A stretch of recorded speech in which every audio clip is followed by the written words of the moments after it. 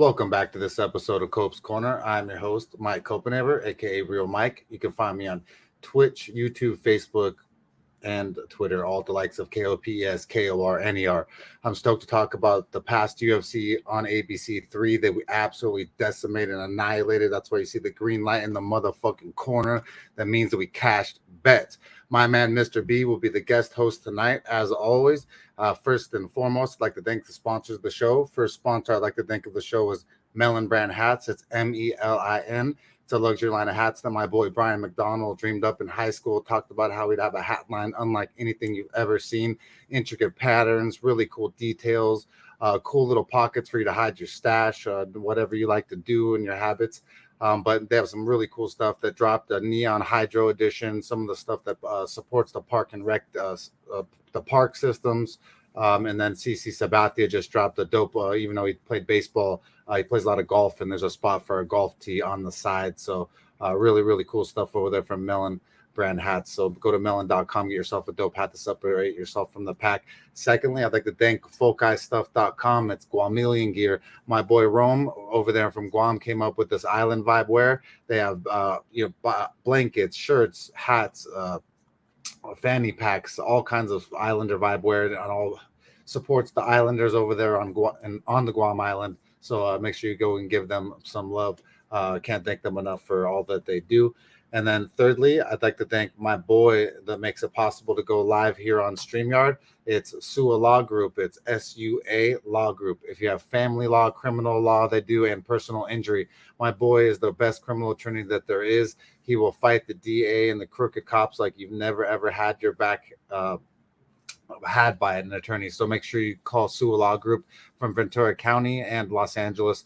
They do pretty much everything. They'll go anywhere as long as there's a case that needs to be settled. So I really appreciate them for making it possible for me to go live here on StreamYard, like I said. So, but Mr. B, the MMA guy, will be here shortly and jump into the mix. But last weekend, we absolutely dominated. We had 6 bets out. We won 4 of them. We cashed for $322, 3.22 units. Let's fucking go, baby. You know how we do it over here. We only lost 2 of them. One of them was a 0.5 flick that I threw down, and then one was now it looks like a poor bet, but I really don't give a fuck when I actually won, annihilated the card. So I like to wait for Mr. B to jump into the mix before I get going on the what happened last week, but gonna have to do it until he gets here. So the first fight of the night last week was Emily Ducote over Jessica Penne, and I had Emily Ducote there. She ended up winning unanimous decision. That's exactly the way that I picked her. I said that Jessica Penne's nose was going to get wrecked, and it's exactly what it did. She got pretty much pieced up, was bleeding all over the place. He definitely doesn't need to be fighting anymore. Definitely just needs to be in a sundress and looking good for some dude. Sorry if that sounds bad, but it's just literally how it should be. But yep. And then so Dustin Stoltzoff was the next fight of the night, took on Dwight Grant. This was actually the first and pretty much only loss of the night for a full unit. For 1.15 units, I put down $115 on Dwight Grant. On the money line, did not cash. Dustin Stoltzoff ended up just being amazing. Dwight Grant pretty much gassed at the end of the fight and lost 3 rounds, Dustin Stoltzoff. So, you don't like to lose the first bet of the night, but, it happens often when you're doing what we do. And so you just want to just keep on going and believing in yourself. The next fight of the night was Dustin Jacoby took on Da-Ung Jung. And, man, I had Da-Ung Jung here and versus Dustin Jacoby, but this fight was wild in round 1. They were throwing punches and just haymakers and just fucking each other up. Da-Ung Jung, I pretty much had winning until Dustin Jacoby cleaned his lights out. KO, TKO, right cross, round 1. No bet there, but it was a lot of fun. My man, Mr. B, had Justin Jacoby, I believe, picked. So shout out to him for that one. But the next fight was Bill Algeo took on Herbert Burns. This was the second loss. The 2, we went through 6 bets, lost 2, but it was only half a unit here for $50. And that was because we threw down on Bill Algeo to win by decision because I felt like he was far superior than Herbert Burns. He was a negative 200. I ended up throwing down on a plus 200 something for Bill Algeo to win by decision. He ended up KO, TKO by exhaustion in round 2. Herbert Burns, pretty sad. Oh, you know what I did? I didn't fucking invite Mr. B like Jesus, dude. Hold on one second. I'm such a dork. I'm the worst. I'm seriously the worst. I forget. Ever since I've transferred over, adding Mr. B, I'm just freaking not as timely or professional when it comes to it. I set everything up, do all the producing and everything for the show, and then I forget to just send B the freaking link to Adam to come. So no wonder why he's not here yet. It's because of me. So sorry guys. Mr. B, the man, the MMA legend, will be in the house shortly. And we'll discuss the fights that went on last week. But like I said, last weekend's event was so fucking fun compared to the fights that we were paying for the pay-per-view last, and then the other fight night. This UFC on ABC3 was absolutely phenomenal. One of the best cards. I don't know if it was just because we absolutely dominated, which always helps. Definitely helps. But to cash 4 or 6 bets, end up winning 3.22 units. You definitely you like to come through for your fans and for the show and for yourself. There was even some bets that I threw myself on the card that I didn't throw down for the show because of the fact that I was just, I like to throw my most professional picks here, and then I do some of my own degenerate picks, especially if I'm winning. If I'm winning on a bet on a card, I'm probably going to do a couple extra degenerate flicks, most likely because of the fact you got to believe in yourself, and you're on the roll, so you never know what you get until you throw the lure out there and try to catch a fish. And I'm trying to catch you units, baby, trying to make that money so we can eat steak and shrimp all the time, which is what we love to do. I'm trying to lag a little bit here for Mr. B, obviously, if you can't tell. So, but either way, Dong Jung, man, I was so high on him in this fight here versus Dustin Jacoby, and I really, really. Oh, we were on BLG already. I see. That's why I want to wait for Mr. B so we could elaborate more on it, because I'm gonna have to go back when he comes. But either way, it was Bilal Gio versus Herbert Burns. I couldn't believe that Herbert Burns quit. I couldn't believe that he just doesn't have it. He's not a fighter. I don't care what anyone says. I might get shit for it. I don't believe that he is a fighter. I don't think he should be fighting. I know he is a fighter, but he is not a fighter at heart. It was, if I did that to my big bro war, my brother would be so disgusted with me that it wouldn't even be funny. So Herbert Burns got absolutely annihilated, decimated by Bilal Gio. Bilal Gio was all over him, looked fucking phenomenal. I can't wait to watch Bilal Gio versus Billy Quarantinos for the Battle of the Bills. That's going to be a real exciting one. The next fight of the night was a cashier for Cope's Corner. Ricky Simone took on Jack Shore, and this fight right here was fucking phenomenal, man. Back and forth, all over the place. Ricky Simone did exactly what I said. Chain wrestled after another. No space for Jack Shore to strike. Ended up getting a submission by arm triangle choke in round 2. Cash that bet for $100 here. So, like I said, we were down 1.65 units because of the 1.15 on Grant.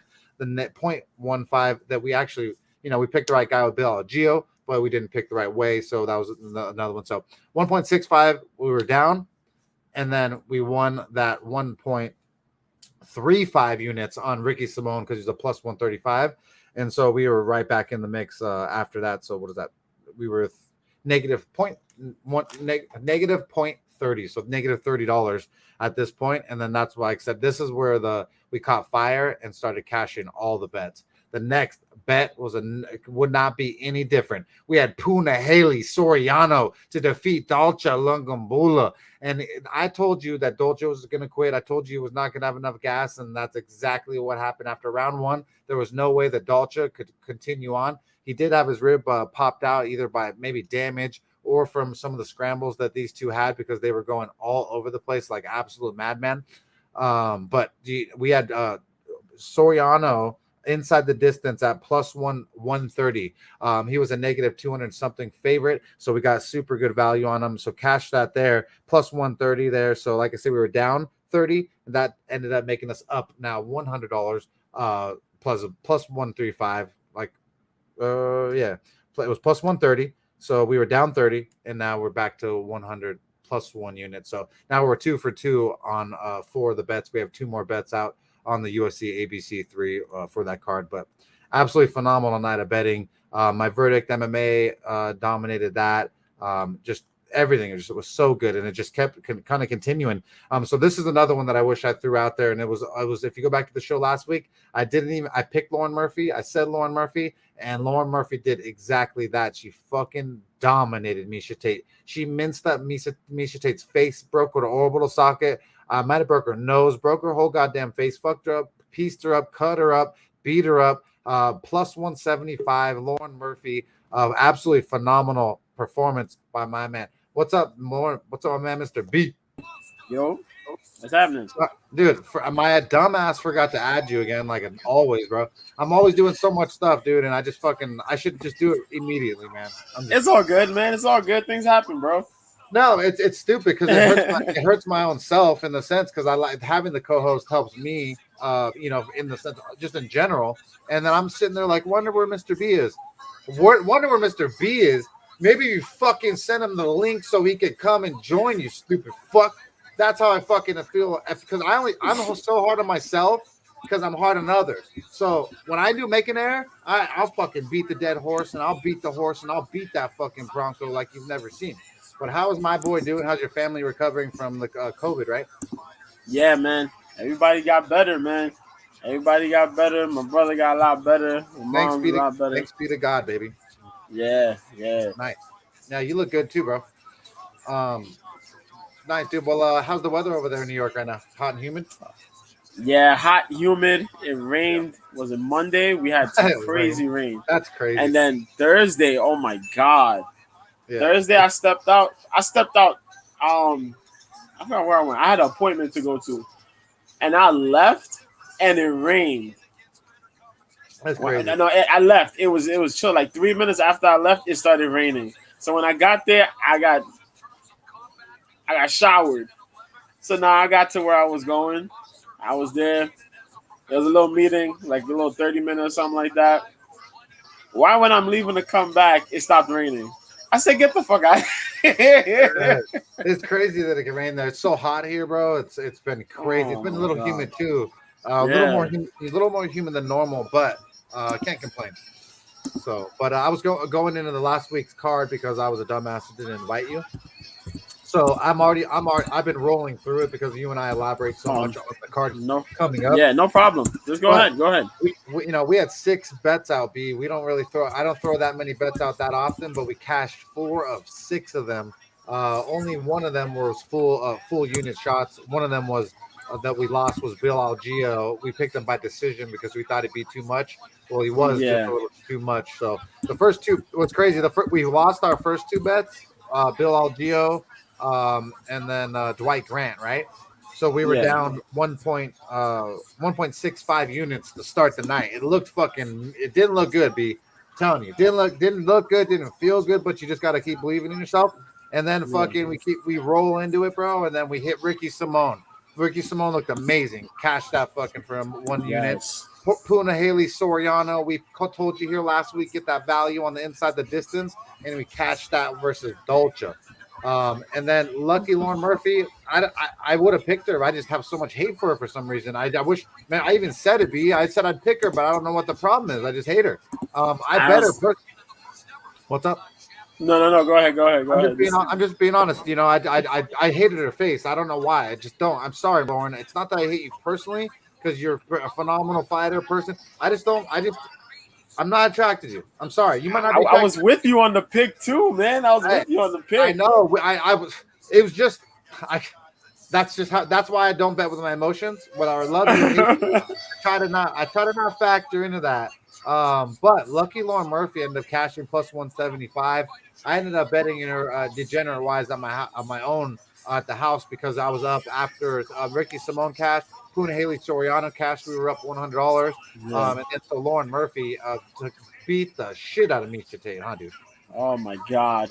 Talk about damn near flawless performance, man. Lauren beat the brakes off of Tate.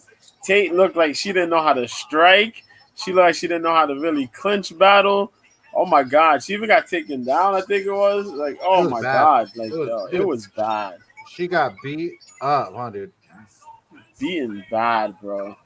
Like I don't know what she got to fight the youngsters, man. She can't be fighting. No. She don't need to fight no more. Go home to your kids, get in the sundress, and just cook your man some food and get that booty all nice.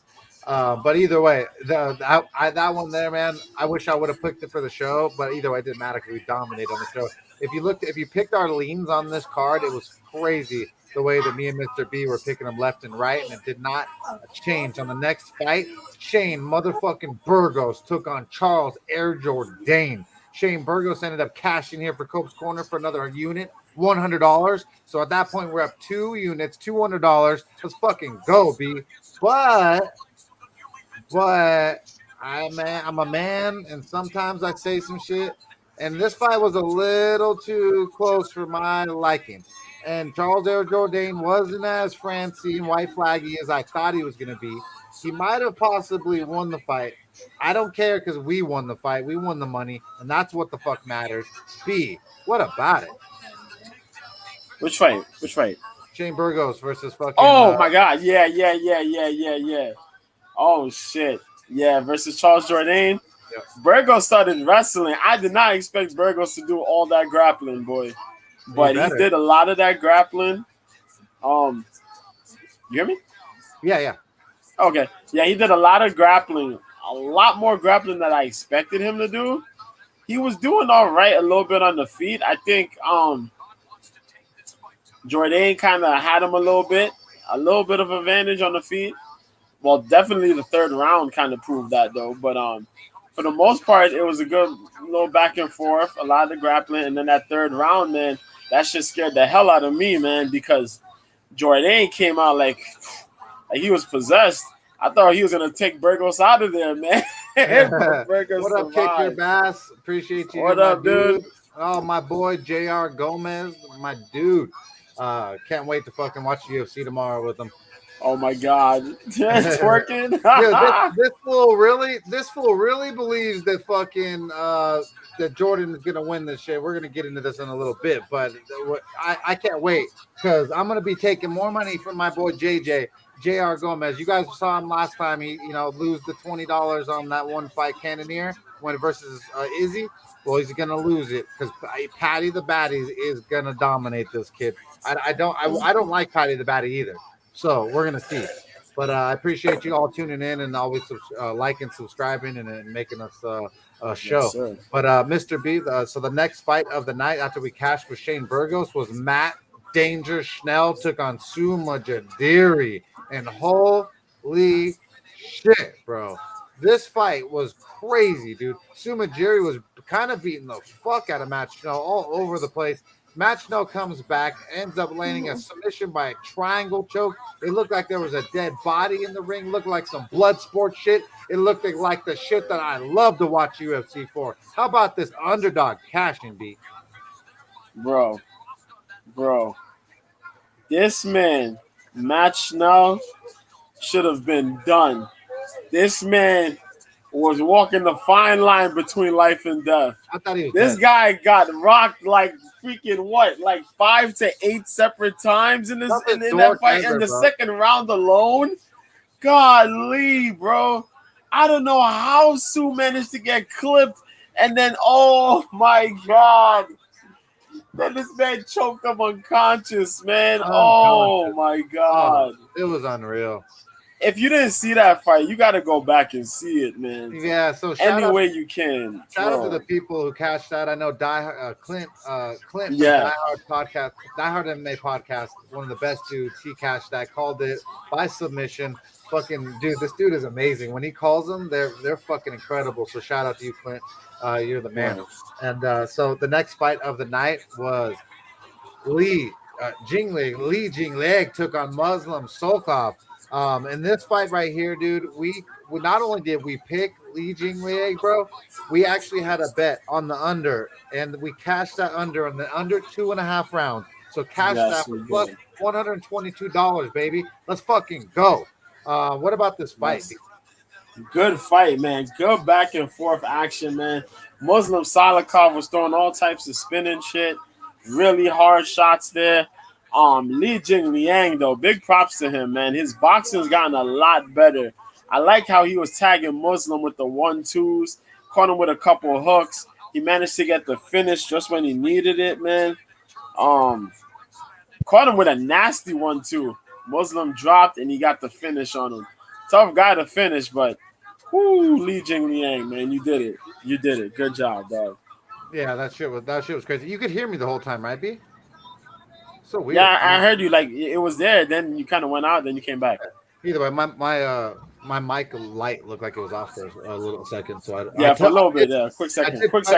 I did touch it off, but I meant like I thought it was off for a good minute. So no. Yeah, I had a little deer in the headlight moment. But yeah, dude, this fight was absolutely awesome, man. I could not believe the fights that we were blessed with after the 2 bullshit events we had before, right, B?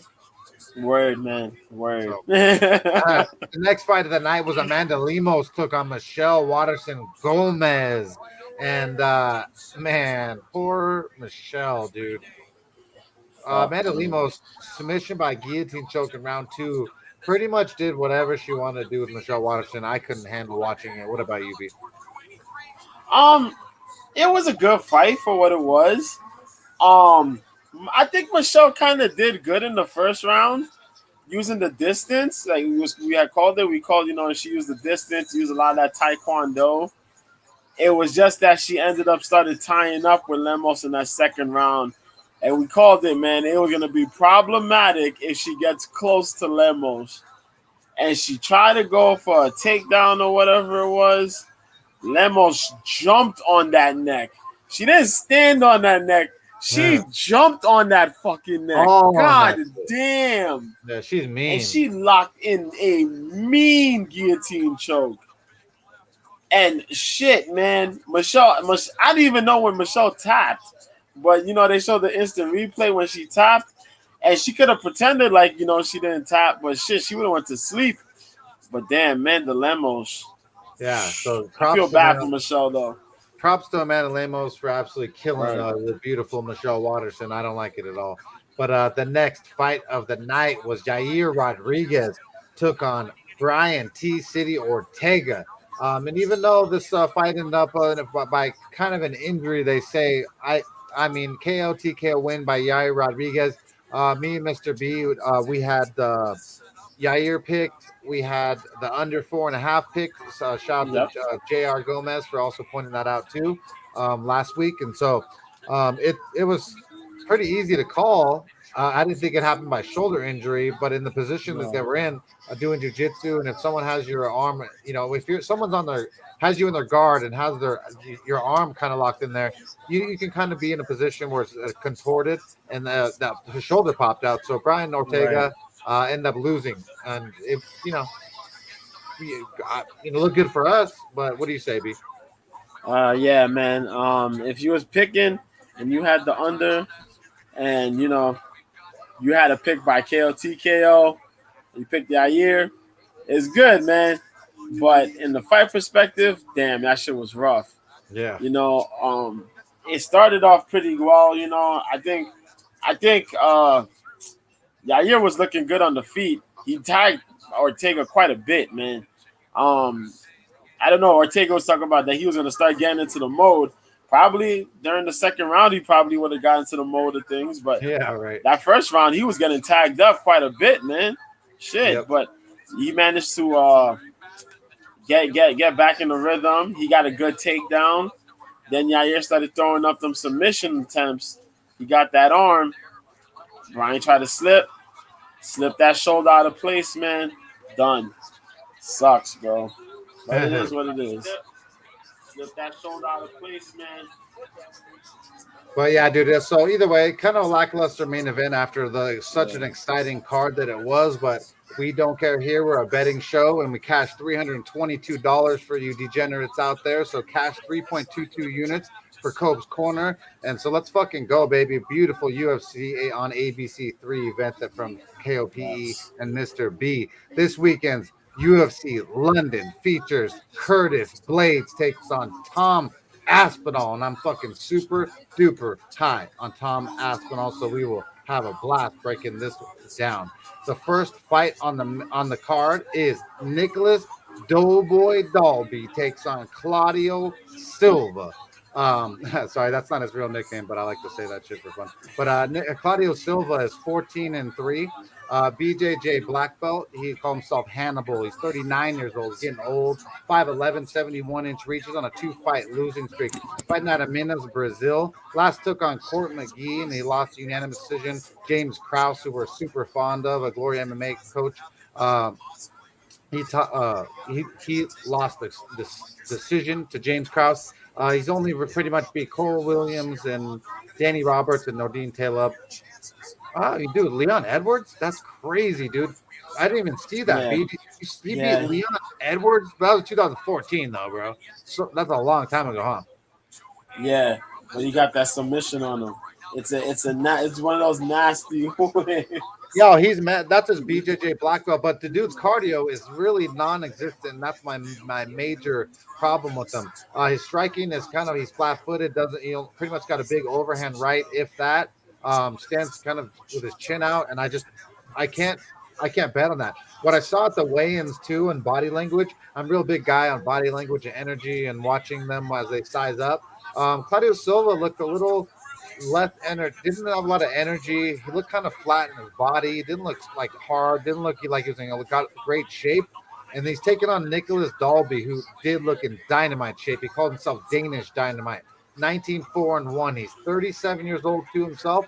5'11" with a 74.5-inch reach. He's on a 1-fight losing streak, fighting out of Copenhagen, Denmark, baby. Last took on Tim motherfucking Dirty Bird Means, and he lost unanimous decision. And then he took on Daniel Rodriguez, who tough motherfucker. He won unanimous decision. So he's been in there with some bad dudes. Tim Means, OG, can't really blame him for losing a fight like that. But right now, the odds makers, who they have, let's see, on Bovada, Nicholas Dalby is a favorite, the -235 mark. Comeback for the underdog, Claudio Henrique de Silva, is plus 185. So that means if you throw $235 on Nicholas Dalby, you could win 100, and then throw 100 on Claudio Silva, you'd win 185 extra on top of your 100. I like Nicholas Dalby here. I think that he's tougher, better striker. The cardio of Claudio Silva is really, really bad. And I just feel like the couple years younger, the body's just so much. He looks so much stronger than Nicholas Dalby. But that's my opinion. What do you say about this fight, B? Yeah, I lean towards your end there. I'm going to ride with Nicholas Dalby as well. Claudio Silva does have jiu-jitsu, but his cardio, man. If you can manage to just have that dude work the 1.5 to 2 rounds, he'll be gassed AF, man. Dalby is a workhorse, when he's not caught up in clinches, you don't have to worry much about clinches with Silva. It's more so the takedown. But I think Dalby has enough range in there to keep him behind keep him at range with the striking. A lot of them kicks, good combos, nice footwork. As I say, he has a really better gas tank than Silva. I see Dalby getting the win there, man. So I rock with Dalby. I almost feel safe throwing the 235 on him, but because of the BJJ skills of Silva, I would be wary on that one. That's why you don't see a bet there, even though you saw the high confidence that I had on him.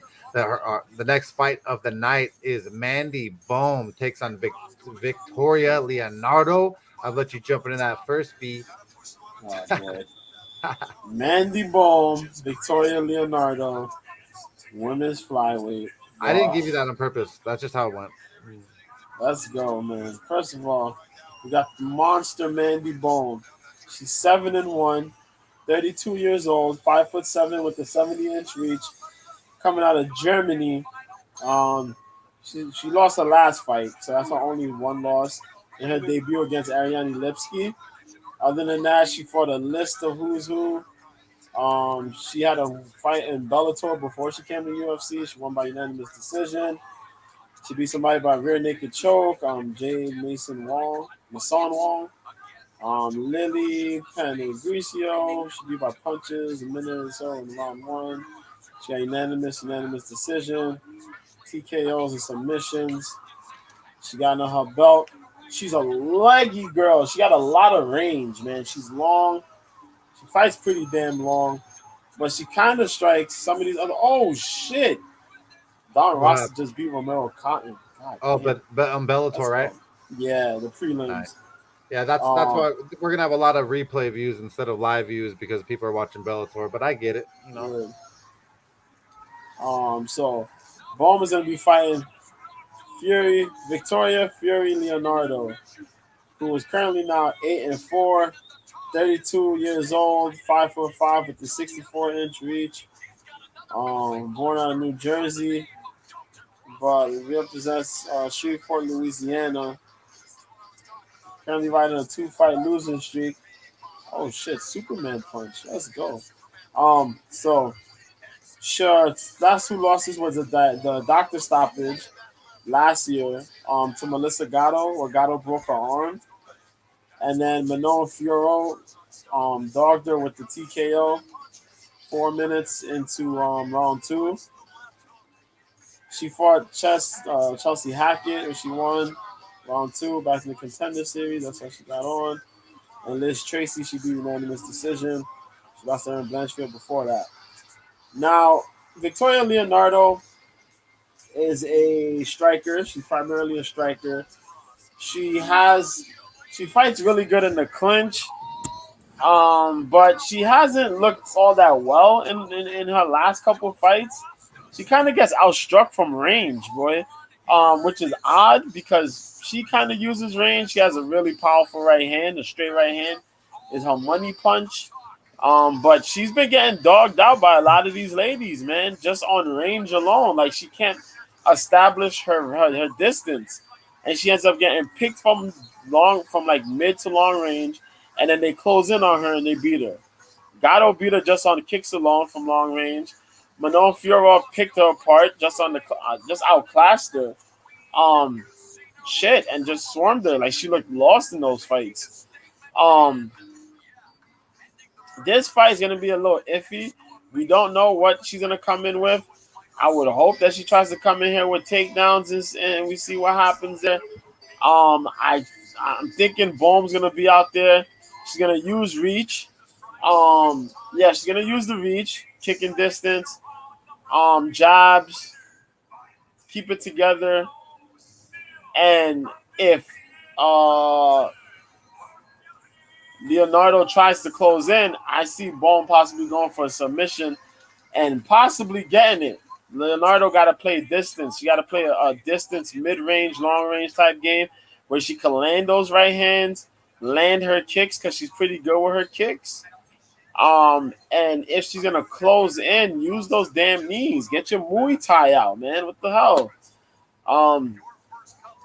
But she's so weird, man. She reminds me a lot of what's her name? That just lost to Shevchenko, Courtney Casey, where she Yeah, has yeah. the ability, she has the skill set, but she doesn't know how to use her skills properly. So I would lean towards Leonardo in this one, but for some shaky reason, I think Bohm might take it. I think Mandy Bohm might get it, man. Yeah, I the hope I'm great. wrong, but I think Mandy Bohm might get it.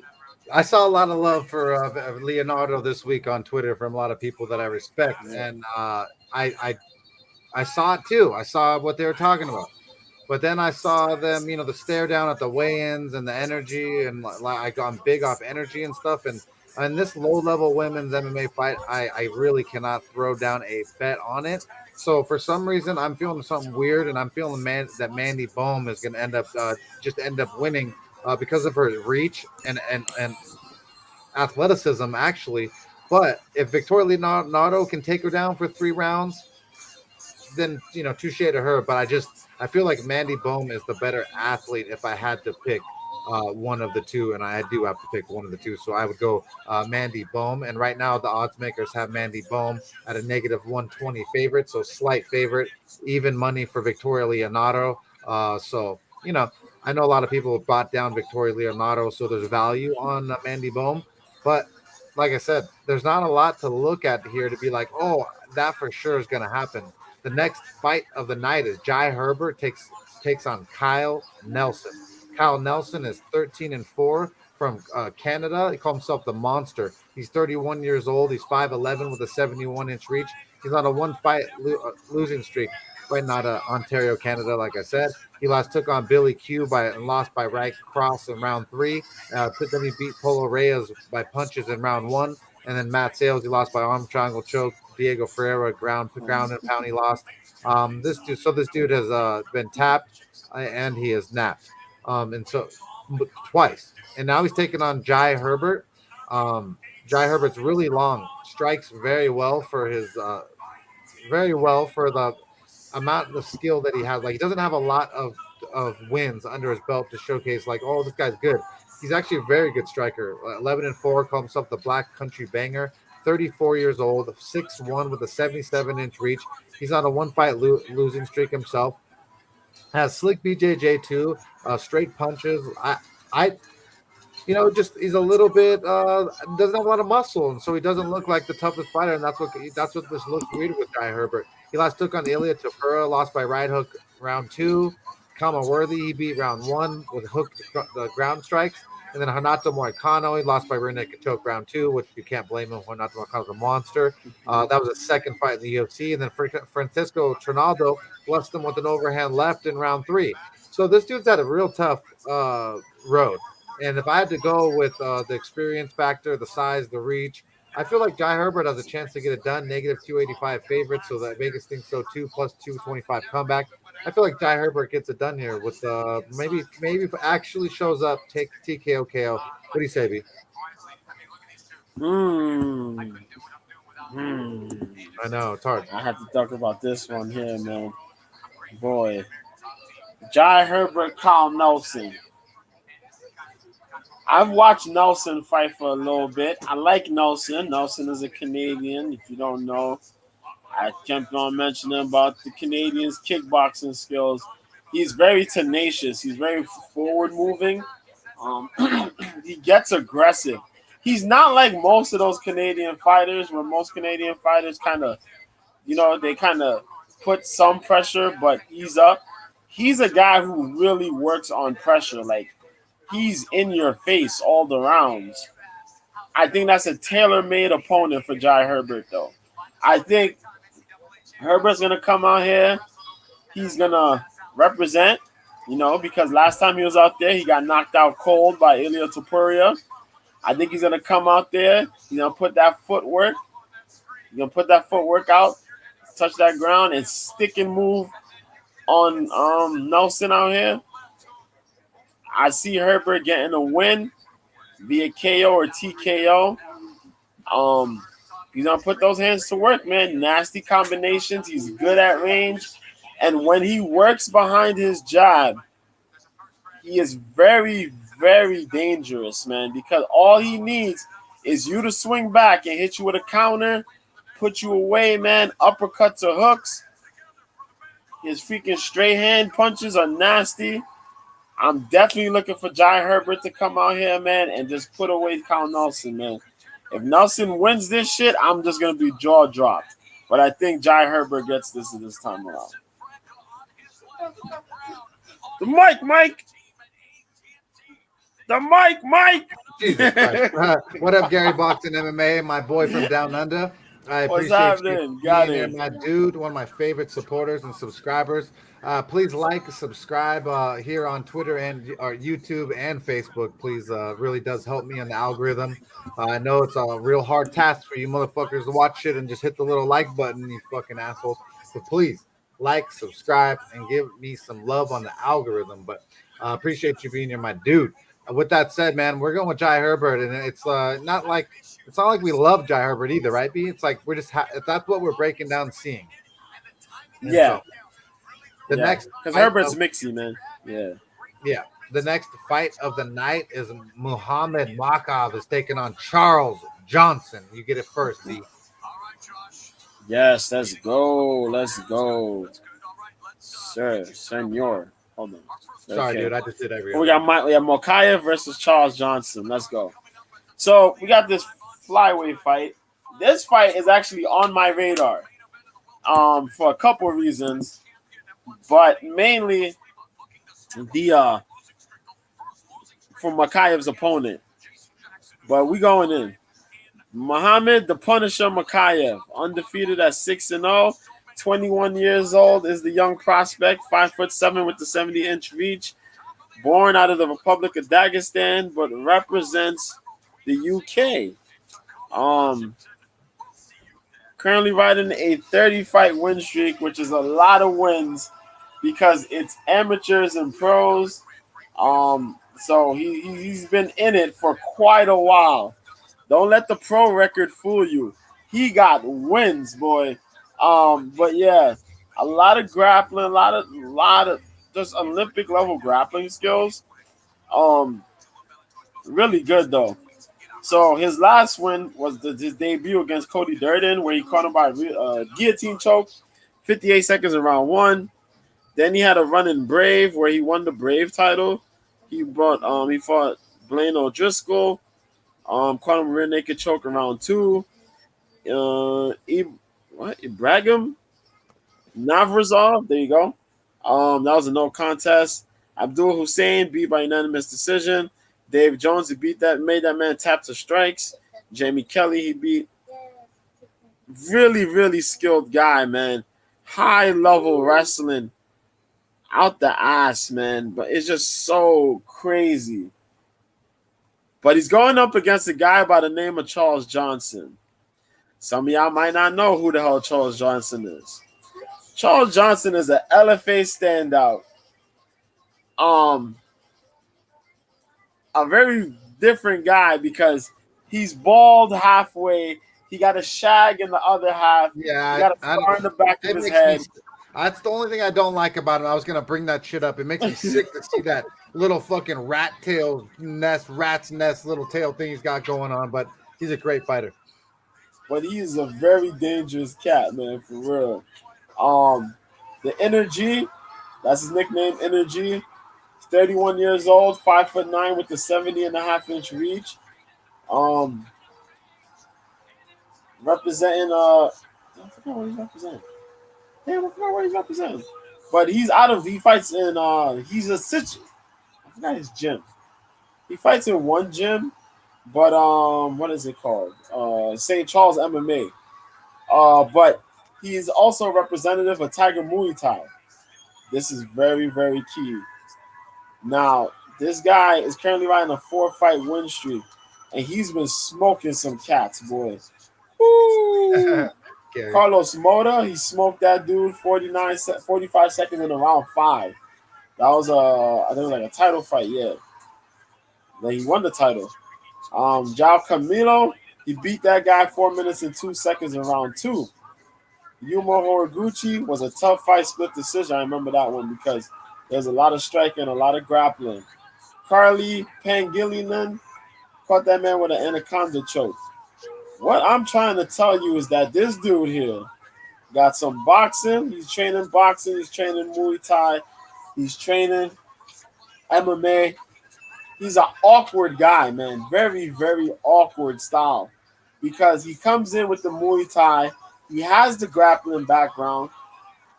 You may wrestle him a little bit, but he gets stronger as the rounds go. And he gets stronger in the striking. He gets stronger in the grappling defense. Mokayev has to try to get this finish within a round and a half. If he don't get this joint done early, it's going to be a rough fight for that man, Mokayev. The Paddy fight is this weekend. Paddy, yes, it is. Baddy. Yep. It's gonna be a rough fight for Mokayev because that dude, Johnson is a monster, man. You don't want to deal with him if you're tired because those strikes that he puts on you, and he's really nice with his feet. How he shifts, he does those nice little shuffle steps and gets into combinations. He'll throw the occasional nasty knee and kick combos. Boy, man, this is a real fun fight. If I know Makayev's coming in to try to close this joint and get this done in under a round and a half. But if he can't get this done in that half round, that it gets past the middle of the second round, shit, we got ourselves a battle, folks. Oh yeah. But I'm definitely going with Makayev, man. We're going with Muhammad Mokayev on this one. But Oh shit, man, it's won't such. be. What's up? Oh, go. I was gonna say, if you want to, you could put a little something on the side on this boy, on this man Johnson, man, because it's just that type of fight. It's that type of fight. If Makhachev doesn't get the finish at the right time, man. Yeah, I agree, dude. I'm feeling something weird here. Like, Makov, yeah, he's good. Yeah, he's a prospect, but he's really hasn't fought like a lot of elite competition or anyone at that, man. He's only 6-0. I think people forget. Some of the guys that he's fought are 5-1, 7-1, 0-1, 3-0, 0-0, 9-4. I mean, that's not Charles Johnson type quality. I'm actually going to be throwing down on the underdog here. I'm going to be throwing down on Charles Johnson wins inside the distance. I'm feeling it. It's a plus 650 number on 5 times, and I'm going to be throwing down half a unit down on the plus 650. So, we'll see what happens next week. Makov could do it, but I feel like Johnson could do it just as easily. And we could be back here talking about we cashed fucking a couple $100 on an underdog for $50. So with that said, a great breakdown from B and elaborating on Charles Johnson because not a lot of people know of him. But the dude's exciting, and if you watch the weigh-ins, Makov was pretty disrespectful and put his fist into Charles Johnson's throat. And Charles Johnson was not a fan of it. I even believe I lip read him saying it's fucking disrespectful, and you're gonna pay for it tomorrow. And he said, "I'm gonna see you." Yeah, I'm gonna see hopefully, you. and hopefully that's what we happen. So I'm feeling like some kind of violence that could be going down tomorrow, and why not throw it down on a guy that could submit or knock out? Depends on what happens, but. The next fight of the night is Makwan Americani takes on JSP, not GSP, but Jonathan Pierce from the United States. Let's see, Jonathan Pierce is 12-4. Like I said, JSP is his nickname. He's 30 years old. He's 6 foot with a 71.5-inch reach. He's on a 3-fight win streak, fighting out of Tennessee. Last took on Christian Rodriguez and won by unanimous decision. Then he took on Omar Morales before that, won by rear naked choke round 2 at UFC 266.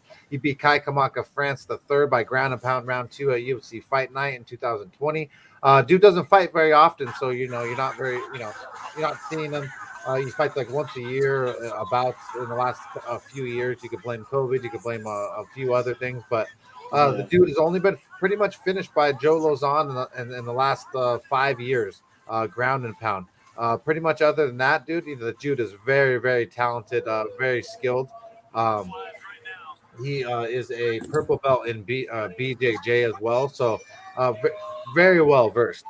He's taken on Makwan Americani, Mr. Finland, 17-7, 33 years old, 5'10", with a 72-inch reach. He's on a 1-fight win streak, fighting out of Finland, as his nickname says. Mr. Mike Grundy took on last. He won by Anaconda choke in round 1. Lerone Murphy, he lost by knee round 2. Kamala Kirk lost unanimous decision. Edson Barbosa, unanimous decision. He's been in there with some dudes, but man, he's been knocked out a couple times. Shane Burgos, Lerone Murphy, but he definitely has a lot of experience now. I'm not a big Makwan Americani fan, but JSP here is going to be bigger. He's going to be bigger, a little stronger. The only thing that I don't like about him is that stupid tattoo over his left pectoral that I don't know what the fuck that circle and fucking hash sign means. But right now, the odds makers have JSP at a negative 193 favorite, plus 155 comeback. Man, I want to throw down on JSP, but B, what do you say about this fight? This fight got me questioning some things, man. This fight got me fucked up. Yeah, it really does, though. It really does, because fucking love you, Jonathan Pierce. Jonathan Pierce got a 3-fight win streak going on right now. But his last fight, he almost got finished. That third round was a rough third round for him, but he managed to get through it and win by unanimous decision. People forget that shit. Yep. He had a really strong first and second, but the third round, he was getting obliterated. But he still managed to get a late takedown to hold it down and win that fight. Makwan Amirkhani on his side is still trying to figure out whether he's a grappler or a striker because he beats Grundy. After Grundy was going to beat him, Grundy went for the takedown. Well, Grundy went for the takedown. That was the whole stupid shit. He went and left his whole neck open. But other than that, he tried to grapple with Lerone Murphy. He got caught because he telegraphed the takedown. Who was he fought before that? Who's the people he fought before that shit? There you go. He fought Kenwella Kirk. Kenwella Kirk was able to defend all that stupid takedown shit that he was doing. So you don't know whether he's gonna take down, he's gonna go for striking, or he's gonna go for the takedowns, the jiu-jitsu type game. He can't out-grapple Pierce. That's crazy. He's not gonna be able to out-grapple Pierce. Pierce is too big of a guy at 145 for you to be trying to out-grapple him. No. He's gonna have to try to strike. And if he can't get the proper strikes, then freaking Pierce is gonna just maul him. He's gonna maul him. He got a win last time against Grundy. I don't think Pierce is gonna make those mistakes. I'm gonna I don't know. I'm gonna take Pierce. I think if Pierce manages to get him early, take down and ride him early, control him early, he'll gas him Amirkhani and he'll probably get a submission. I see that happening. Yeah, man, I'm gonna go with Pierce. Well, if Mr. B is feeling it, then I'm just gonna. That my initial read was JSP. I like the line. I like everything on it. So I'm gonna be throwing down on JSP. -193, so 1.93 units going down on JSP to do the damn thing. Hopefully, the strength and the size can last into the later rounds, and they can end up cashing us. Maybe a decision even, unless Makwan gets gassed. But we shall see next week. But it should be a good fight at that. The next fight of the night is going to be awesome. We have Nathaniel Wood takes on Charles, the OG Rosa. I'll let you jump into that first, B. Okay. First, we need to say that Charles Rosa needs to win this fight. Has to. If he don't win this fight, he's gone. We got Nathaniel Wood moving up weight to 145 to fight Charles Rosa. Nathaniel Wood is a former Cage Warriors champion. The prospect Nathaniel Wood, 17-5, 28 years old, 5'6" with the 69-inch reach, representing England on the Great Britain top team. Last fight he fought Casey Kenny. He lost by unanimous decision.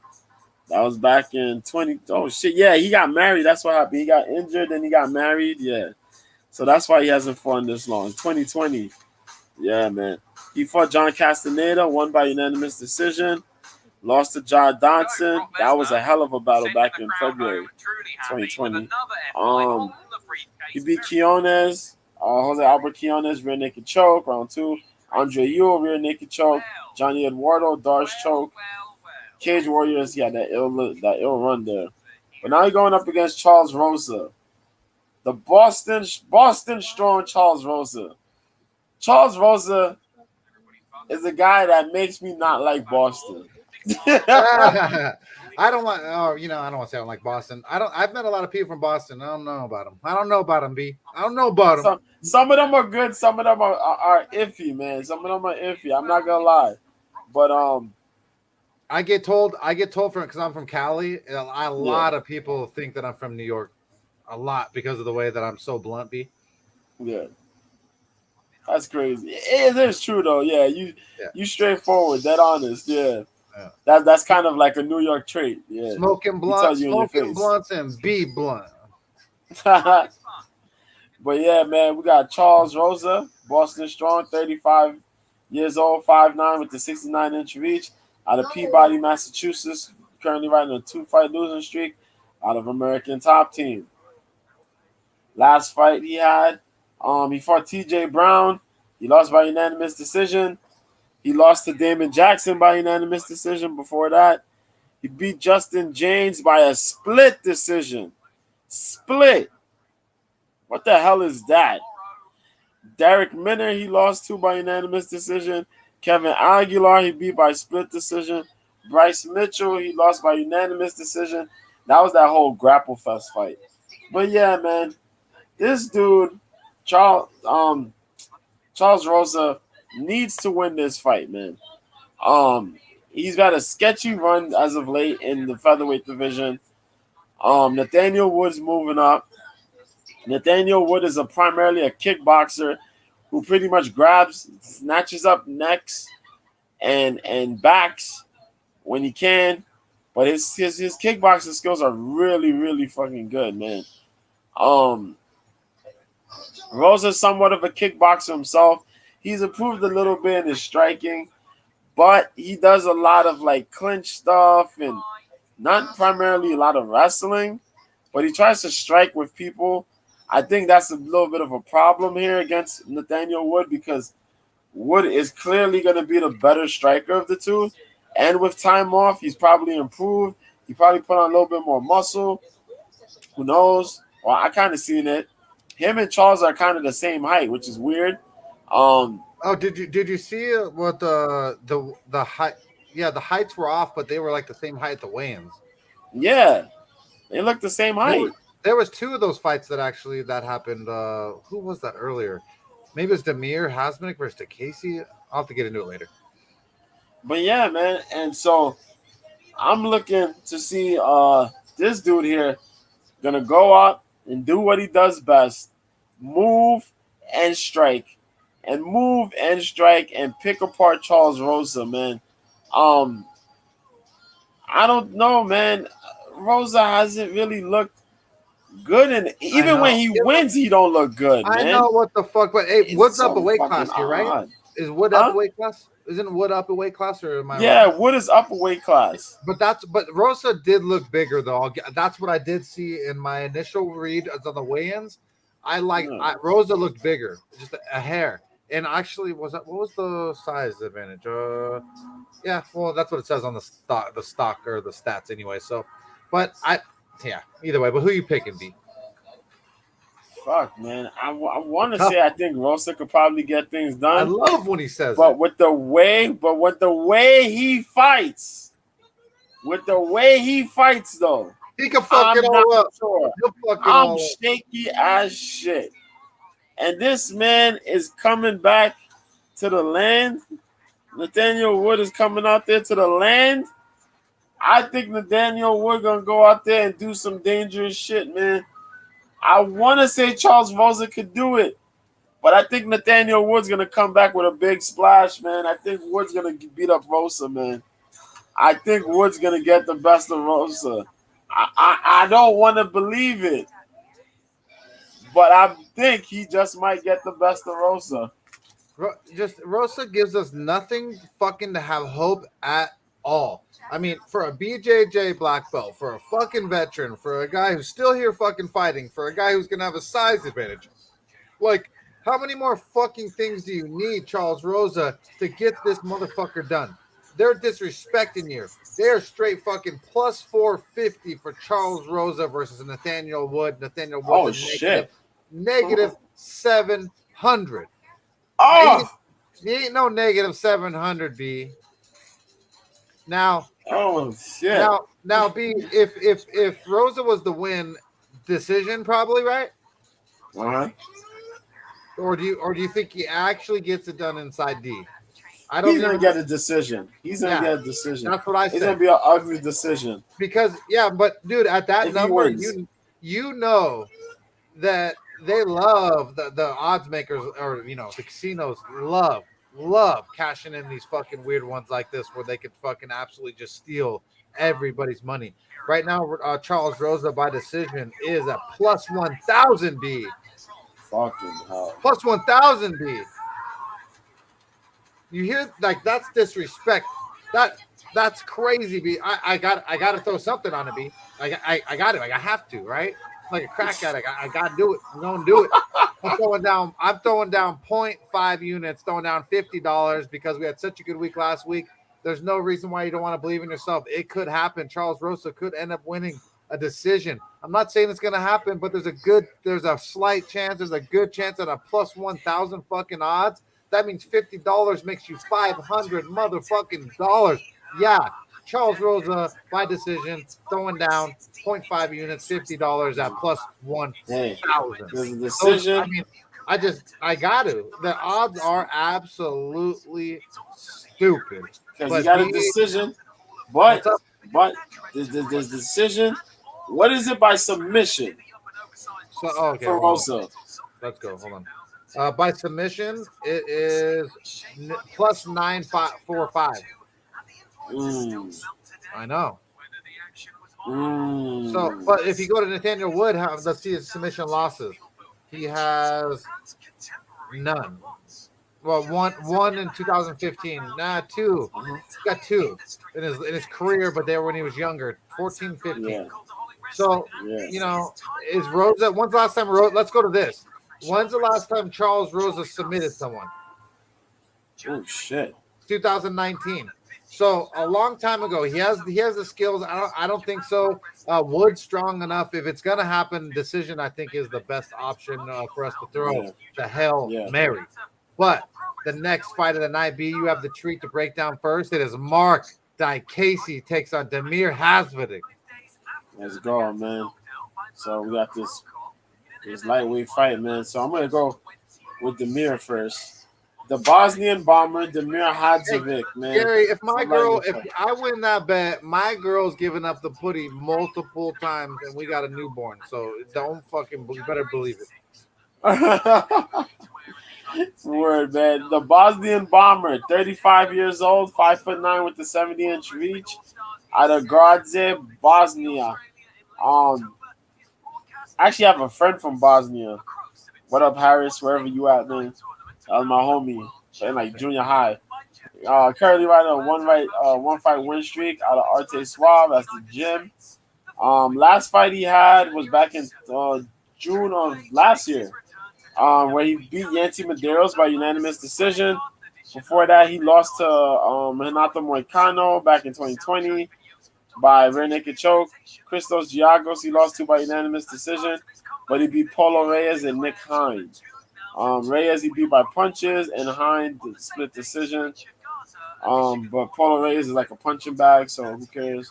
But yeah, man, he lost to Alan Patrick, but then beat Marcin Held. You like my crazy shit, Gary? I hope you do. He's going up against Mark Diakase, man. 15-5, bone crusher Mark Diakase. 29 years old, 5'10" with the 73-inch reach. Democratic Republic of Congo is where he's born. Jesus Christ, 29? Yo, why? He's young. He's so young, bro. Bless you. God bless you. I thought he was older. You and bringing you salvation, beast. Thank you. That's how my godfather. Hey, sorry, my godfather. Every time he says "God bless you" to me, he says that exact line to me. So I had to do it. Cool. Represent American top team, man. Fighting out of England, so that's why he's on the card. Last fight he had, he won by unanimous decision against Vyacheslav Borshev. I still can't believe he beat Borshev. I still can't believe Borshev didn't have wrestling like that. That was back in March of this year. He lost to Rafael Alves by guillotine choke round 1. Rafael Fiziev he lost to by unanimous decision. He had beat Lando Venata before that and Joe Duffy, both by unanimous decision. But he lost to Nasrat Hakparaz by unanimous decision, lost to Dan Hooker, and lost to Jakar Close. Diakase is a strong kickboxer. Problem is that he wasn't wrestling and he wasn't defending takedowns as well. Since then, he's gotten a lot better. He started using wrestling now. Takedown defense is getting a lot better. He's getting himself more together. Not throwing the awkward shots that would leave him open. Heavy striking. Heavy counter striking. Against a guy like Damir, he's going to need these tools, man, because Damir is just hard-nosed. That guy is just going to march forward. He's going to wing nasty fucking hooks, whether it's to your head. He's going to shoot knees to your body. He's going to look to take you down, wrestle you, get you down, and beat you up.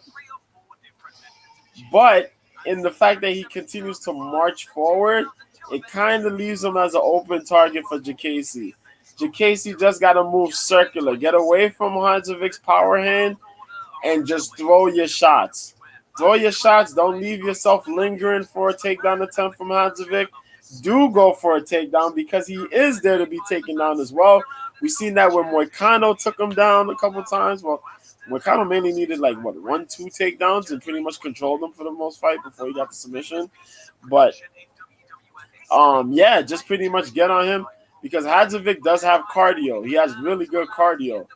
He really gets through. So just try to work him for 2 rounds. If not, do what you did with Vyacheslav, man. Take your time with striking, foot movement, move away from the power hand, as I said. Avoid the hooks, land your counter shots. Your straight punches are going to be key in this fight. And either you're going to get the finish by strikes or you can get another decision win. But with that said, I'm going for – I think Jacasey's going to pick up the win here, man, over my dude Hazmatic, man. Yeah, this is a – man – and it's a tough fight too. It's a tough fight. This can be a phenomenal fight. This might be one of the sleeper fights here. Mark Diakiese, he's only 29 years young now. He has grown into himself phenomenally here in the UFC. He was primarily a striker when he got here. He had no wrestling at all, no takedown defense really. And then cardio sometimes hurt him as well because of that. But last time he showed that he's got wrestling, that his cardio has improved. And his striking still is there. Damir Hazmatic is a BJJ brown belt. That's the only little thing that concerns me.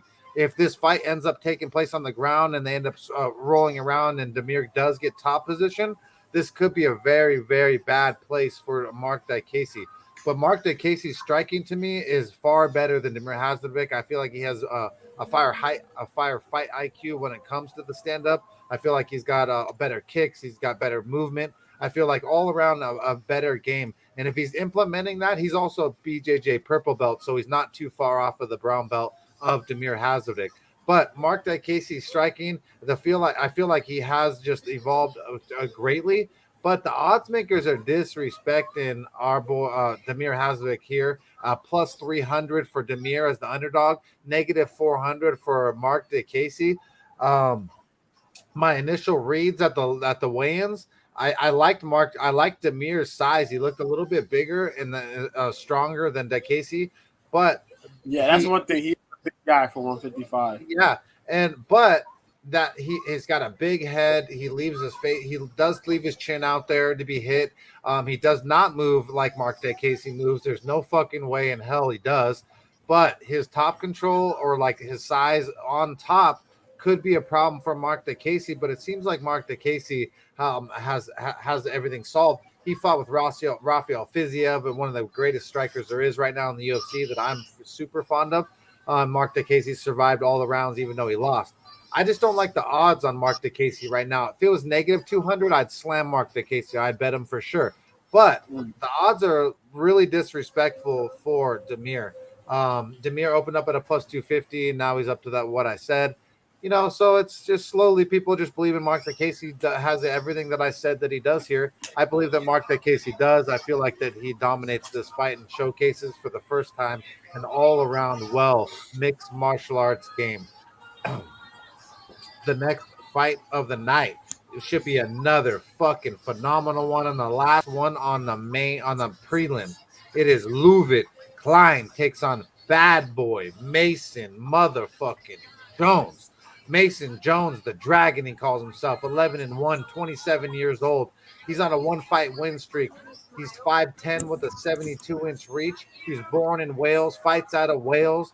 He last took on David Onama, who fucked your mama, and he won by unanimous decision. And he lost Mike Beast Boy Davis, who lost by unanimous decision. And then he beat Adam Proctor and Cage Warriors. But he's had 3 fights here in the UFC. One was a no contest. We're not going to talk about. I don't care about eye pokes. First fight was Mike Davis, Beast Boy. He lost by unanimous decision. Then he took on David Onama, and he looked fucking phenomenal, did Mason Jones. That Mike Davis fight was sick, though, too. But he's taking on Louvit Klein. I call himself Mr. Highlight. Louvit Klein is 18-4. He's 27 years young himself, one fight win streak. got a boxing base. He fights out of Slovakia, and he last took on Devontae Smith, and he won by split decision. Devontae Smith is a big, strong dude in the division, and I actually like Devontae Smith. Very similar to Jalen Turner type body and skills. Maybe not as high, but either way, very, very skilled. And then he fought Nate Landwehr, lost by Anaconda choke round 3. Nate Landwehr is a former M1 fighter, former fucking just extraordinary fighter in general. Been around the game for a long time. And he lost to Mike Trezano, pretty big dude. Great, beat DJ Black Belt himself. Then he beat Shane Young, first fight in the UFC. So then he got thrown into the fire. At my initial reads at the weigh-ins, where I liked Louvit Klein's energy, I liked everything. Mason Jones, I do love a lot though. I like his striking style. I like the way that he swings. I like the way he fights. But you can't get too excited about a punching bag when you get under the upper echelon of the division. I negative 400 for Mason Jones, plus 300 for Louvit Klein. That shit's crazy, bro. I love Mason Jones, but that's disrespectful, Nobi. It's a tad bit disrespectful, but I do understand why the odds are there. They should be a lot less. Break it down. Be a lot smaller. Break it It should down. be a lot smaller between these two. Since my drunk ass can't understand it, break it down for the folk. There we go. So they got Ludovic Klein, right? And Ludovic Klein got KO power. We understand Ludovic Klein has KO power. And him being at 155, he looks like a fresher person. A lot bigger, more full. He's gonna go in there, he's gonna land his big shots. He has his way to win is by KO or decision. But you got Mason Jones. Mason Jones is gonna be in the UK crowd. Mason Jones has a very good skill set. Mason Jones has heart beyond the heart and cardio beyond cardio. If Ludovic Klein cannot knock this man out in the first round, it is going to be the roughest fight for Ludovic Klein. If Mason makes it through the first round, I'm telling you right now, remember how Ludovic Klein looked against Nate Landwehr? Yeah. Remember how he looked? First round was good, but then Landwehr came back in that second and third round. But and that man Ludovic looked. Nate Landwehr's been in there with a lot of motherfuckers. It's hard to Mason Jones will do that same shit and then some. That fucking kid is a nightmare, man. I love him. He's a punching bag, but he is a nightmare. I love him, but bro, he's a nightmare. And we've seen that if Klein makes 2 good rounds, his third rounds are rough. We've seen that with Devontae Smith too. He had the strong first 2 rounds. The third round was kind of rough on his card, on his tank. Mason Jones will still be out there trying to put that man away if it gets past the first round. If it gets to the third round, he's still going to be there, man. He's going to be there. And that's the shit that got me worried because I wanted to pick Ludovic Klein and say, Ludovic's going to go out there. He's going to hit him. He got to hit him to the body because you can't just put headshots on him all day. So you're jumping ship on me, B? And I said, listen, I wanted to pick Ludovic. I'm just joking. I think if Ludovic wins, Ludovic got to put body work on Mason Jones. Oh, yeah. Not a lot of guys putting body work on Mason Jones. And he has those kicks. His kicks are nasty to put on Mason, to slow Mason down and get him out of there. But Mason Jones is such a fucking terror, man. He's a terror, though. He's awesome. Yep. Awesome as hell. But with that said, I think if Ludovic Klein keeps distance, I think Ludovic Klein could find his shot early to put away Mason Jones. And he'll be one of the few guys to put away Mason. Hey, B. That's a crazy thing to say. What about under 2.5 rounds at negative 125? Ooh. Get both fighters. I want to shit on both of them, on either one. Either one, don't matter. Just under 2.5. 2.5. That could happen. I mean, easily, I think. The 2.5 is there, man. Yeah. Let's 2.5? Yeah, I mean. Ooh, shit. I'm thinking about it. Yeah, I like that one. 2.5. All right. Not going the distance. I could probably see not going the distance. That 2.5 margin. Oh, he's scared of the third? Is that third, man? I'm telling you, because of Mason, man. But if we're going to roll, I guess we could roll with the 2.5 then. Oh, we don't have to roll all. We don't have to roll. I think I'm almost thinking that we just want to watch this one and just be an absolute spectacular fight. I'm trying to look at angles for the fans out there that are wondering. If you do like a violence, then I think the under 2.5 is a good number for someone that does want a violence, and that both guys could finish each other. So that's more or less what I was. Yeah, man. Damn, son. It's just that fight. I know that's going to be one of the fight of the nights there, man. Because, god damn, it's going to be insane. Yeah. I try to put a lot of thought behind it, too. Like, golly. It don't even matter because the odds are so wish-washy, and I don't have the biggest lean on it in the sense or feel. But on the next one, I do with the first fight of the main card. Paul the Bear Jew Craig takes on Vulcan No Time Ozdemir. And my boy, Paul the Bear Jew Craig is the motherfucking arm snatcher and body catcher. This dude's 34 years old, 6'3" with a 76-inch reach on a 5-fight win streak, fighting out of Scotland. He last took on Nikita Quirlov. He won by triangle choke in round one. Absolutely decimated the fucking veteran striker at that. He took on Jamal motherfucking Sweet Pea Hill. He fucking snapped his arm like nobody's business in round one. Mauricio Shogun Hua tapped the strikes in round two. This motherfucking dude means business. And when I mean he means business, he fucking comes there to kill and snatch fools' souls. He's taking on No Time, but that shit is all a joke. My boy's got plenty of time, and your time's up. Vulcan Ozdemir, though he's 17-6, he's 32 years old. He's 6'2" himself with a 75-inch reach. He's on a 2-fight losing streak, fighting out of Switzerland. The only thing good out of Switzerland that ever came was a badass Swiss movement for my Rolex right here. Shout out. Now, last time he took on Magomed Ankalaev, he lost by unanimous decision in 2021, hasn't fought in over a year. Yuri Prochaska, he got decimated by a right hand in 2020. Last time he's won was Alexander Ratchik in 2019, and that's when Alexander first got in the UFC.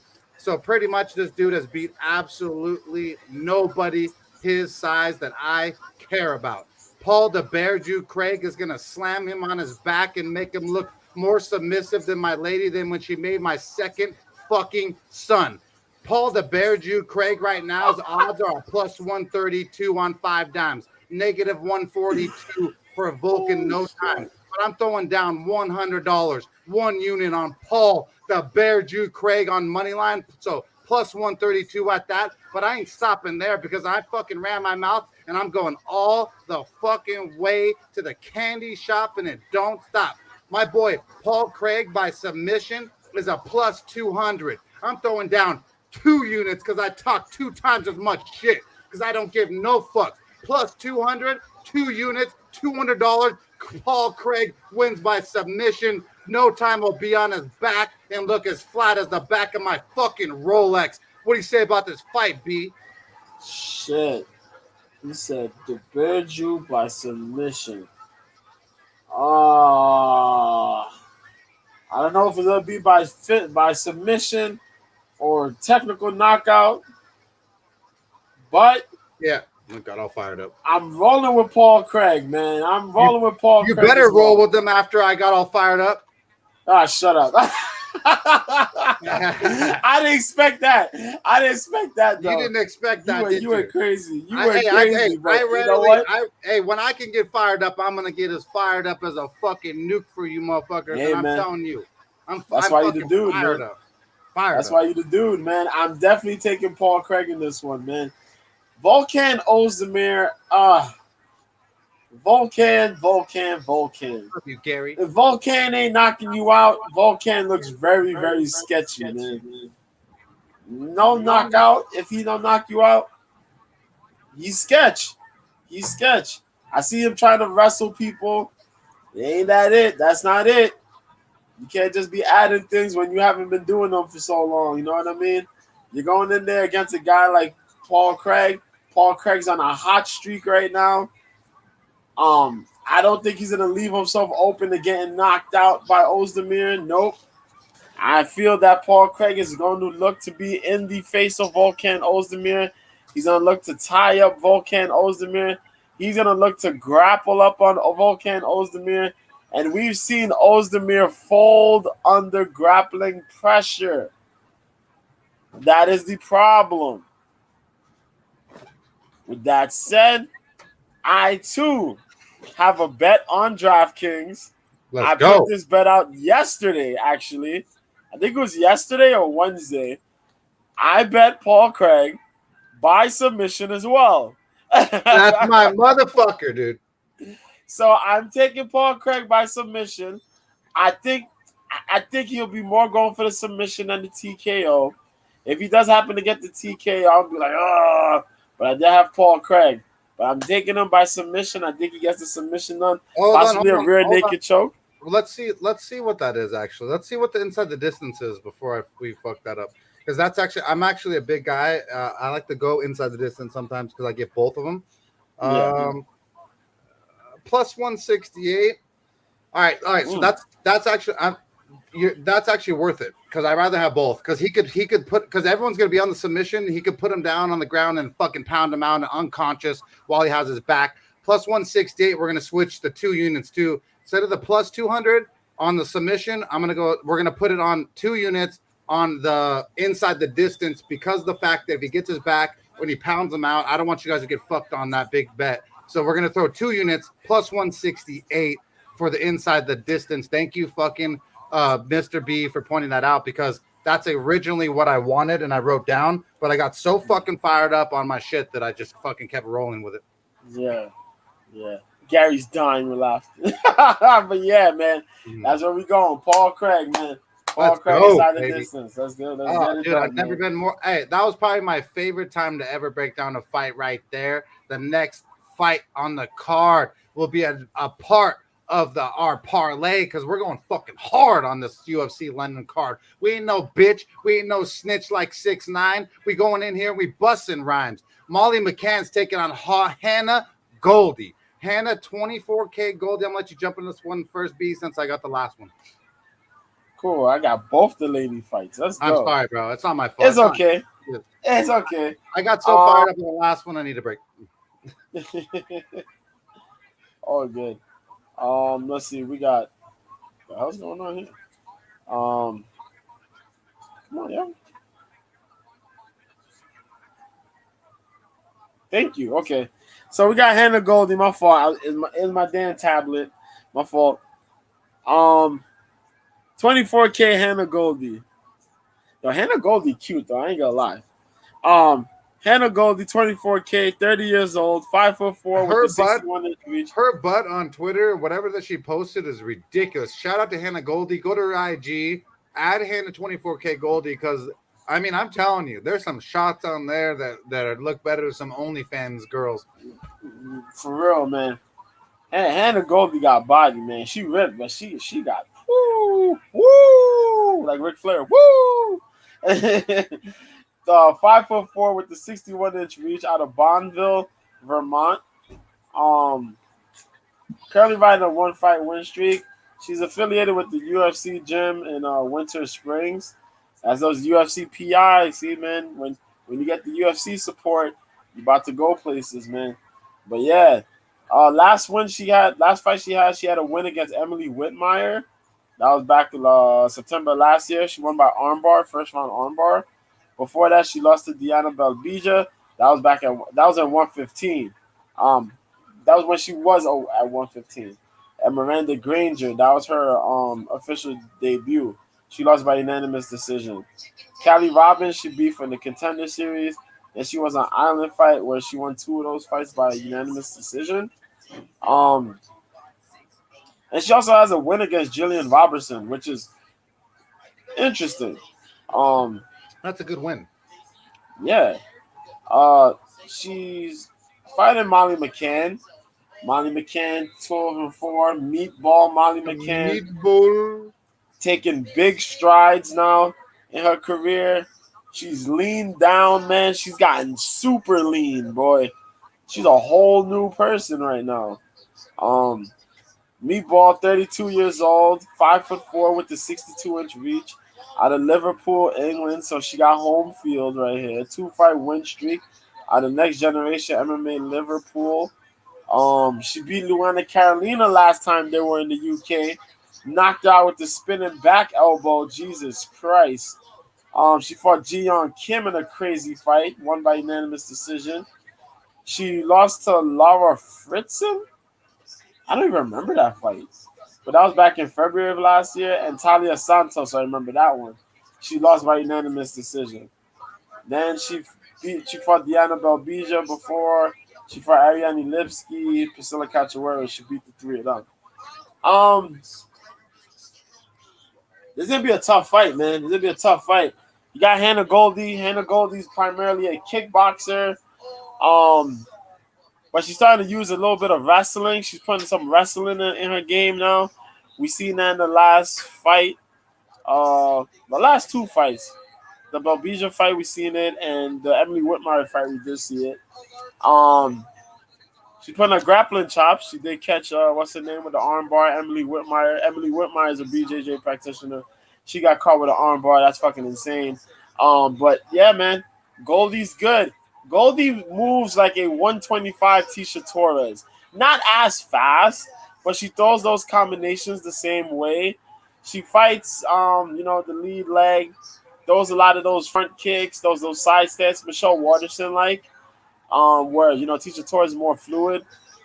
She moves a little bit more robotic, but she's trying to get her rhythm together. It's coming into form. She fight Mccann. Mccann got cardio. McCann's always moving forward. Mccann will put pressure on pressure. Her cardio game has improved a lot with her, getting a lot more lean. She's out here being dangerous for the UK fans, man. Good shit on her part. I think now is going to come down to what to expect. And Molly McCann's going to keep moving forward. I think McCann's going to take away a lot of that kicking distance from Hannah Goldie. Hannah's going to look to try to wrestle with McCann. It's going to be interesting to see how that strength and conditioning works for either one, who's going to be the stronger of the two. But another UK crowd, another UK crazy. Unless McCann makes a mistake on the ground, I see her taking the win here, man. Yeah. Hannah Goldie, though, it's going to be a tough fight. It's going to be a real tough fight. But I think McCann's going to pick up a win, man. I think McCann's going to pick up a win. Home field advantage, man. That girl don't got quit. Yeah, man. Molly the motherfucking meatball, baby. Love Molly the meatball here. So I'm throwing down on Molly meatball. I'm just going to go straight out and fucking say it. She's going to be one half of a parlay with another fighter that I'm going to have down the line, which I'm going to call the fucking London parlay. She's one half. Though she's one half of the parlay that's negative 153 right now. So I'm going to be throwing $153 on a 2-person parlay. It's going to include her and a fighter that's coming up down the line, and I will jump into that when that happens. But I feel like that, besides that, what's her name? Hannah Goldie has a great butt. And normally, Mr. B, I love when it goes to the decision. I always talk about whoever's got the better butt wins that bout. Well, on this one here, Hannah Goldie for sure has the better butt. She definitely is the better slut.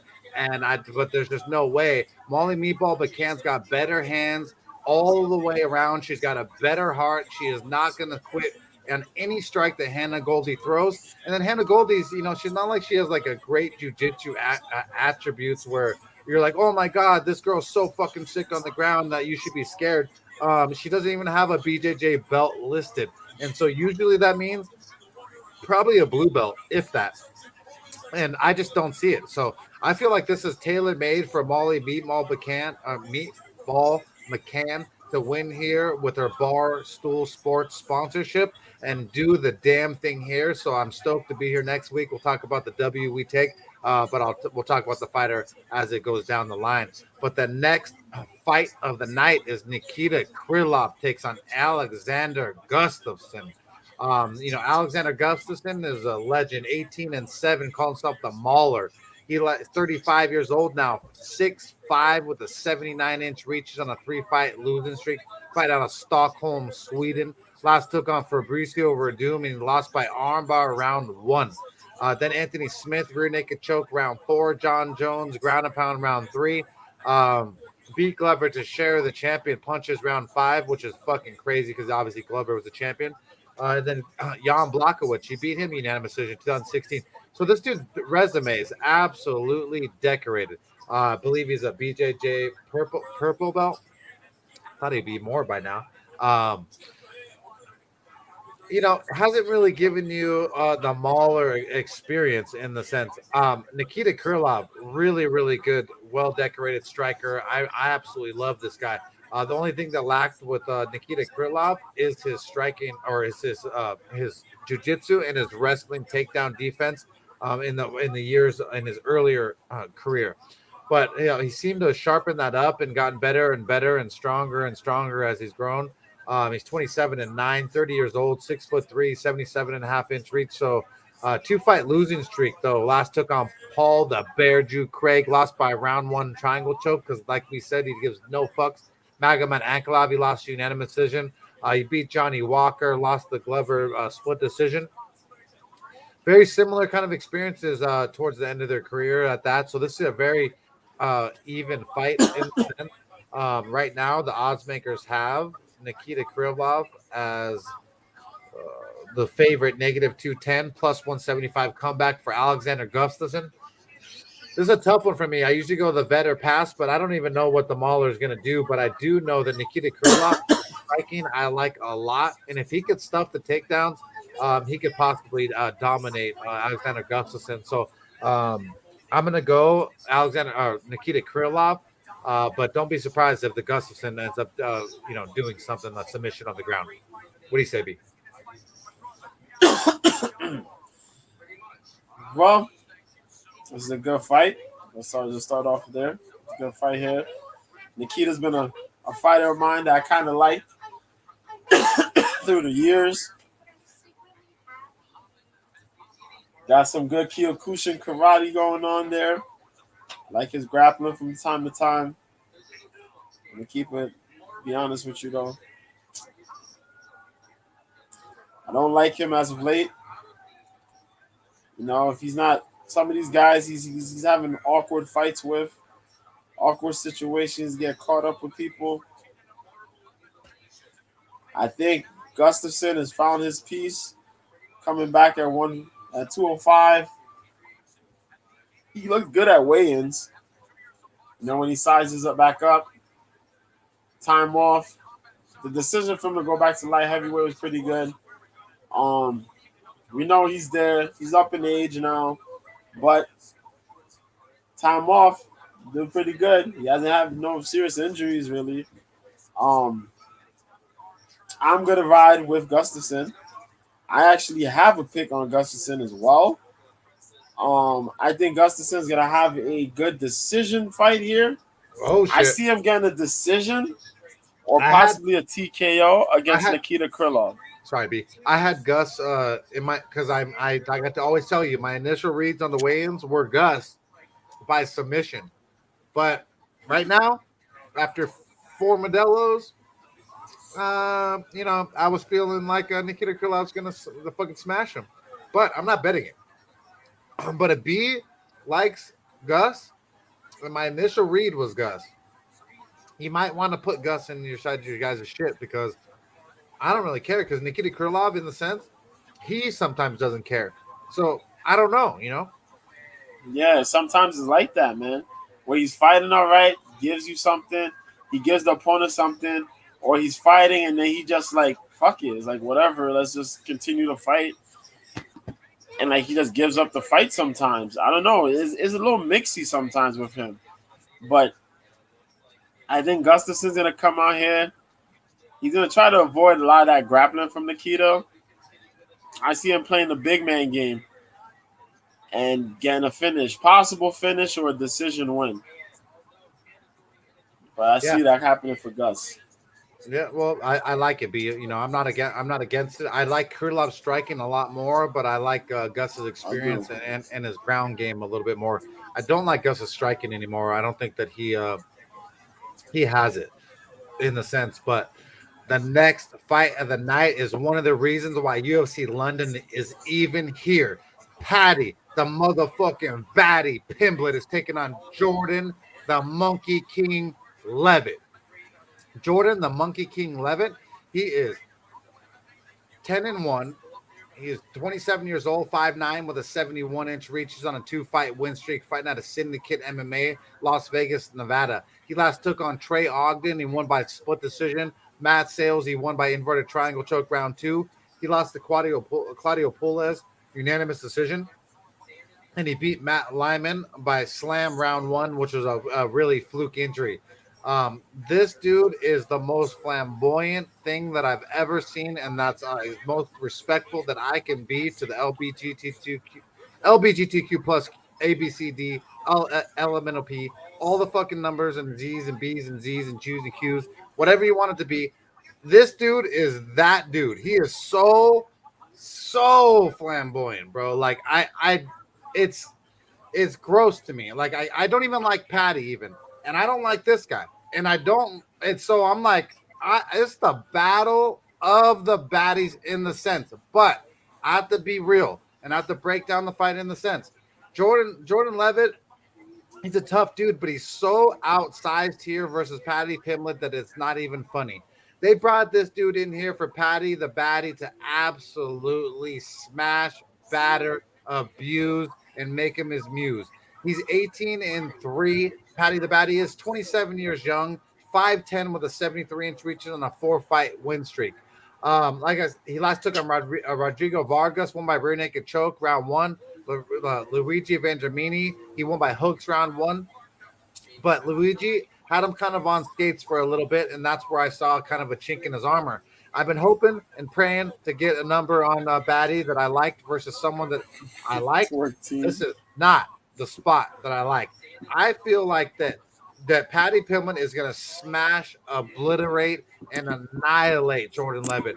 They are not in the same league as men. They're not even the same league as animals. If these two lions ever locked up in nature, Jordan Levitt would be his bitch. He would be submissive. He would be twerking that ass because Paddy Pimblett would ask him to.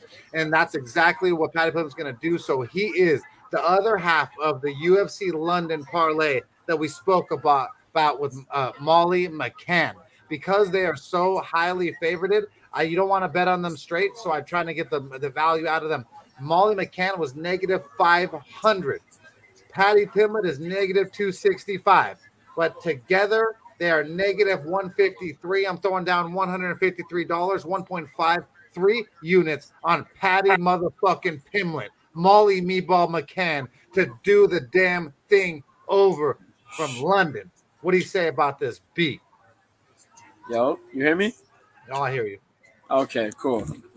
So, Jordan Levitt, Paddy Pimblett, twerk team. Oh my God! Jay. No! Wait, we gotta stop. This is where JJ has to fucking speak up. Now, JJ, how much money are we? I know you don't want to throw a lot because you don't want me to take all your money on such an easy fight. Even if it's a couple bucks, how much money do you want me to take from you, JJ? Just put it in the chat here. How much money are you putting on that flamboyant, buoyant Jordan Levitt? How much you want? I'll throw whatever you want, Gogo. I'll even double your money, double your fun, like spearmint gum. All right, fill you with nothing but cum. All right. Now, tell me how much money you want to bet down on this shit, Mr. Torque Team. $5 easy. Fine. So I'll put $10 down versus my best friend's $5. JR Gomez. He's fucking. I don't know what to say, bro. You're gonna lose your $10. bought yourself a burrito. You know, you could have bought yourself 5 packs of Cheetos. You're a fool. Easy money. My man said slipping it in his shorts.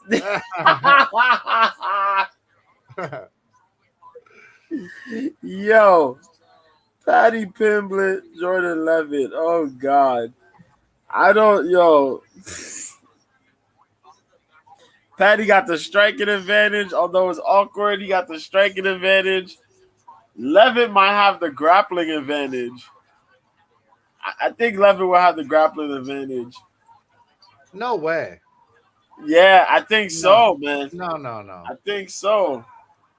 He's I think he might over Paddy. The No. weird thing, though, I'm wondering if Levitt is as strong, if he is stronger than Paddy, though. No. Grappling wise. No. I can look at him. I look at him as a male, and I judge him. He's no. Yo, don't be this. Yo, you don't let it deceive you, man. Don't let it deceive I you. feel you. I'm not the biggest guy, and I'm strong as fuck. But I'm telling you, this ain't the dude. I don't believe it. Yo, if Paddy gets slammed on his head, man, don't say nothing. I'm just saying. Hey, we're gonna say something. Boy. I'm saying. If Paddy gets ragdolled up in there and people are going, ooh, I'm going to be like, bro, Mr. B's on your side. Warning. This is some bullshit, JJ. You paid him, didn't you? You cash apped him earlier. Yo, it's just a warning, man. Be careful. Be careful.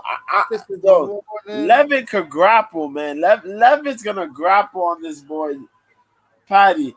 And Paddy has been out-muscled in the grappling department before. Paddy gonna teabag him. He's a scouser. But Paddy got the ability to strike. And his strikes come random. It's not like I'm poised to land this and that. He poised to throw a couple jabs, but when it comes to those winging hooks and the occasional uppercut, he's just throwing things with bad intentions, man. If Jordan Levitt is winging and zinging through some stuff and he grabs hold of Paddy going for a ride, man. Oh, shit. Paddy going for a ride. Paddy going to go for a couple rides. Is Jordan Levitt from the Bronx? Let me look real fast because this is seems crazy. This seems very. Is he from Boston? What the fuck? Nah, man. Is he from? Watch, Jordan is deceptive, man. Oh my god! You look at that guy and you see how he acts. You're gonna have my best friend JR Gomez thinking that he actually knows what he's talking about right now. Yo, I'm gonna just say this: if Levitt just goes and grabs him and puts 2 to 3 slams on Paddy Pimblett. Listen, look at all this hair. Look at all this hair, folks. If Paddy Pimblett loses to that fucking little feminine motherfucker, I will shave this whole fucking head off. The whole thing gone next week. Not fucking happening. That's how he got good hair, y'all. He got good hair. Look at that hair. Good hair. Harley hair right there. Look at that. Good hair.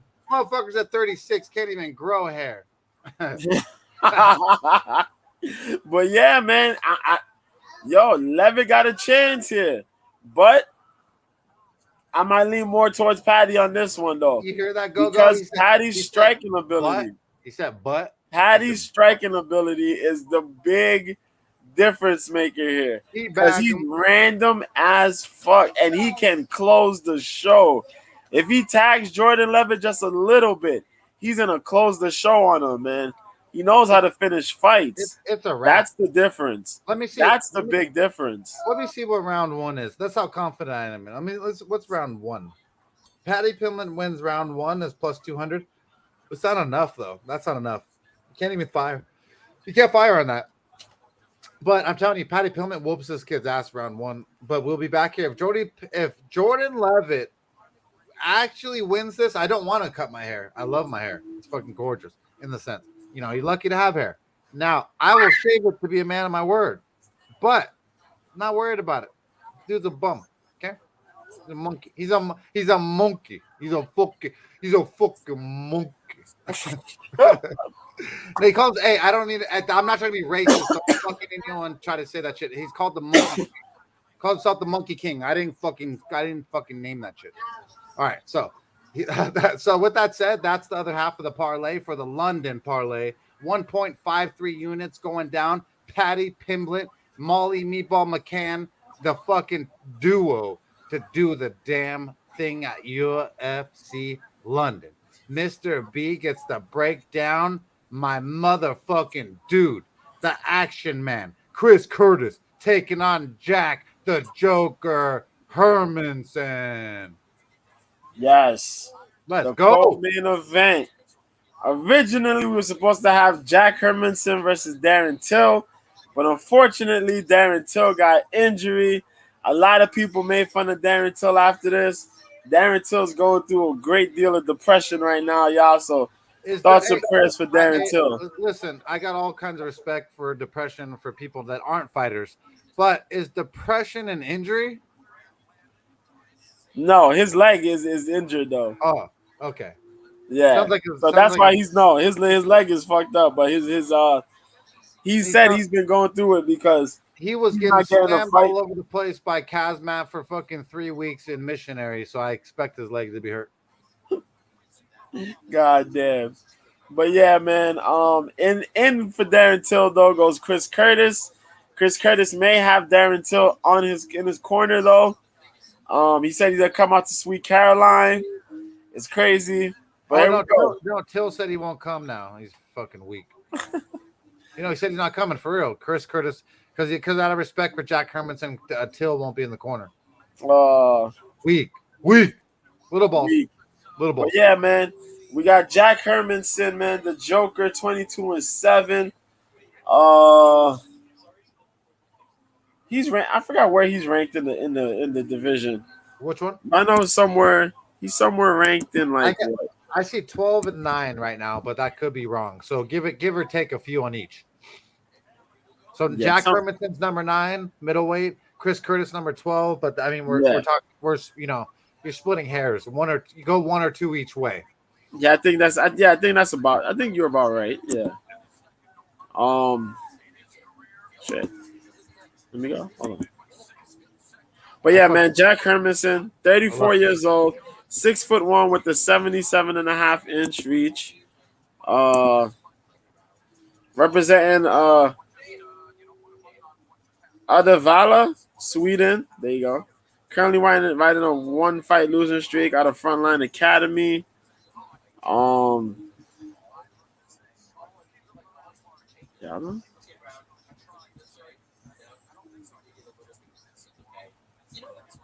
Yeah, I think you're right. It is somewhere around 9 and 12. But yeah. Last time he fought Sean Strickland, he lost by split decision in a fight that was kind of for both guys. Sean Strickland, that was the fight where Sean called himself a pussy. Y'all remember that. Eventually, Sean got himself knocked out. But yeah, that's a whole other story. He beat Edmund Shabaznian by unanimous decision back last year. He fought Marvin Vettori and lost to Marvin by unanimous decision. Kind of guessed that one. Kelvin Gastelum, he beat, caught him with a heel hook. Poor Kelvin. Oh my God, look at that knee, my leg. Jared Cannonier, he lost to. Then he had a good streak where he beat Souza, Branch, Mearshart, Blaydes. Yeah. Oh shit. What the fuck?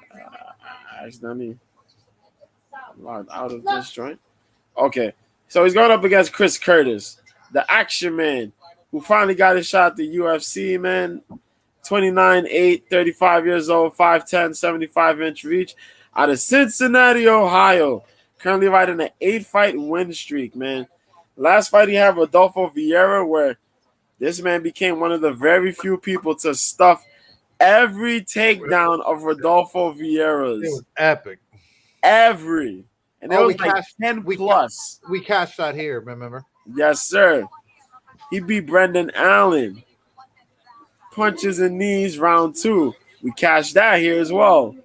Phil Hawes. Now we do it. Beat him with a counter left. 4 minutes, 27 seconds in round 1. We picked that here. Now we do.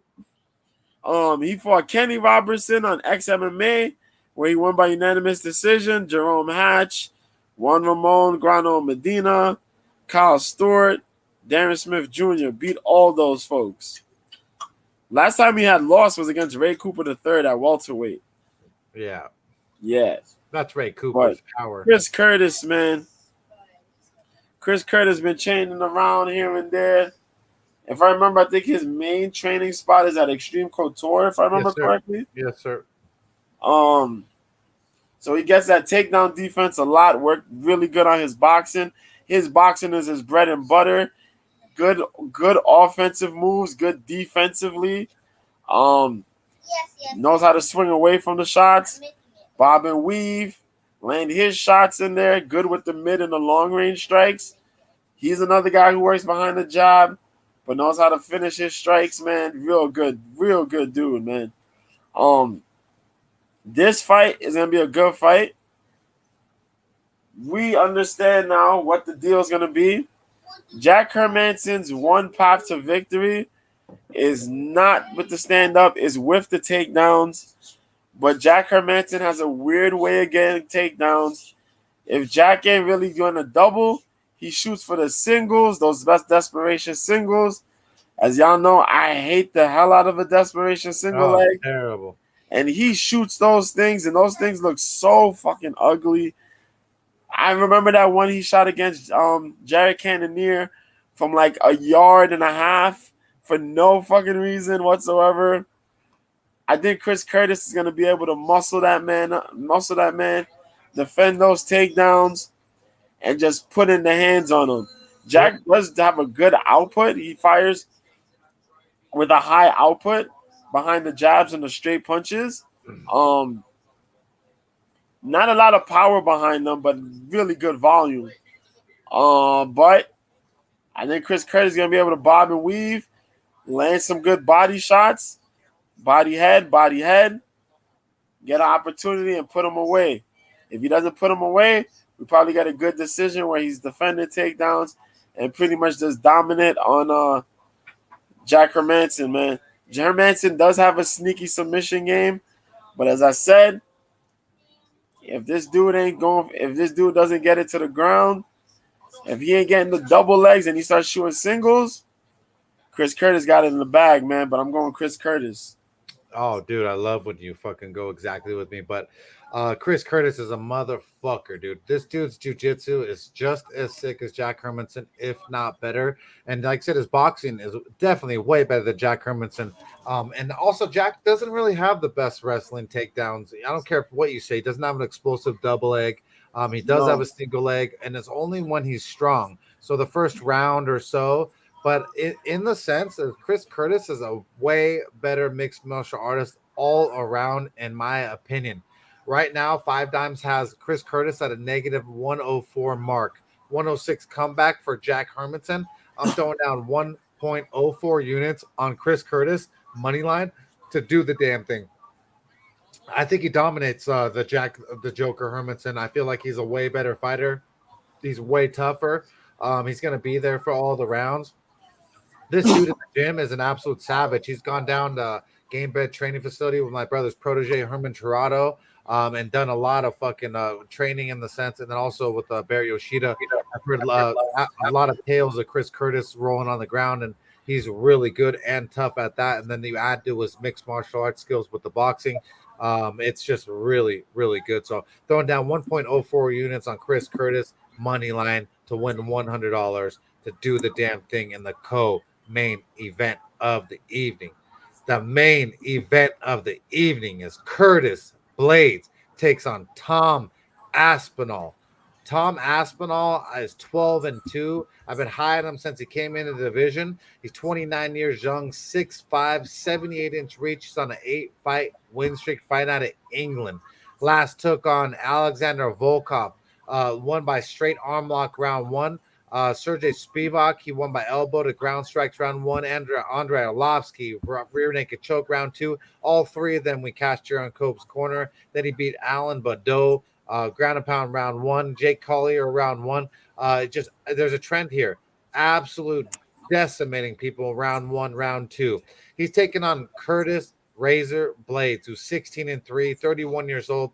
He's 6'4" with an 80-inch reach. He's on a 2-fight win streak. He's got a wrestling base. He's an NCJA.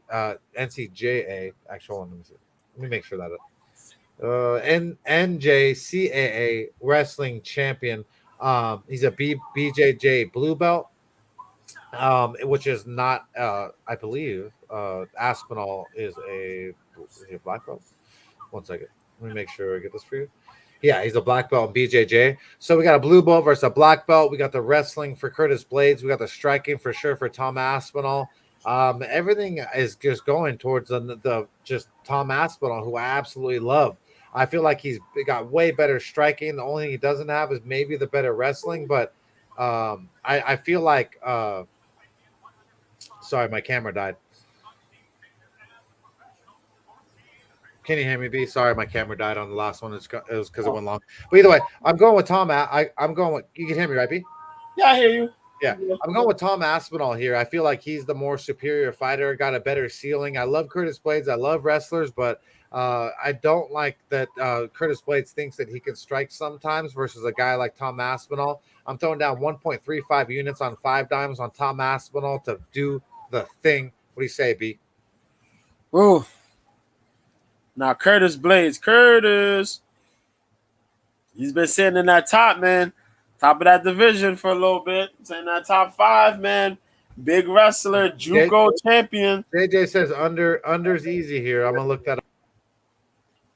JUCO national champion. I mean, he got that wrestling, constant cardio. I mean, well, depending, it's a 5-rounder.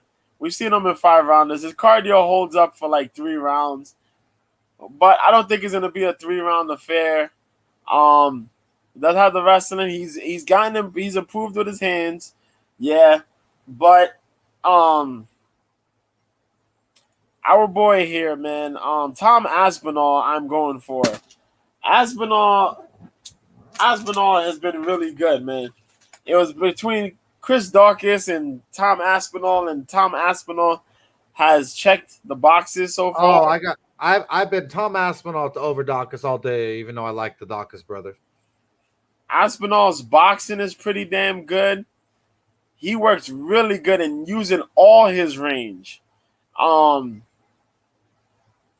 didn't expect him to have such a really good takedown game, but he does when he needs it.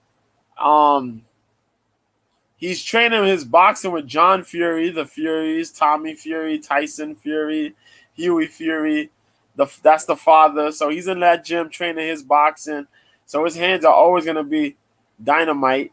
I think he's definitely got the striking advantage over Chris Curtis. Not over Chris Curtis, over Curtis Blaydes. The takedowns, though, is going to be interesting to see how he defends the takedowns. But I think if he just really uses his whole range behind his strikes, I think he'll be good in avoiding that and seeing the takedowns come, kind of like how Derek Lewis did. And Francis Ngannou kind of did. Also, he has a deceptive jiu-jitsu game as well. He's a very agile heavyweight from being a big heavyweight. A little bit more mobile. I think Aspinall's gonna shock us again. Get himself right where he needs to be, man. Tom Aspinall for the win. Holy shit, B, you fucking agree with me? Tom Aspinall, man. Oh, that's my dude. I like Curtis Blaydes, man, but I think Tom Aspinall is about to wrap this shit up, man. And I don't even think we're gonna see this. 3 rounds or less. 3 rounds or less. Oh shit, that's what my boy JJ said. Under 3.5. The under is set at 3.5 right now, but it's favored greatly at the under 3.5. But I kind of, if you're saying it, he's saying it, then man, he might be cashing it.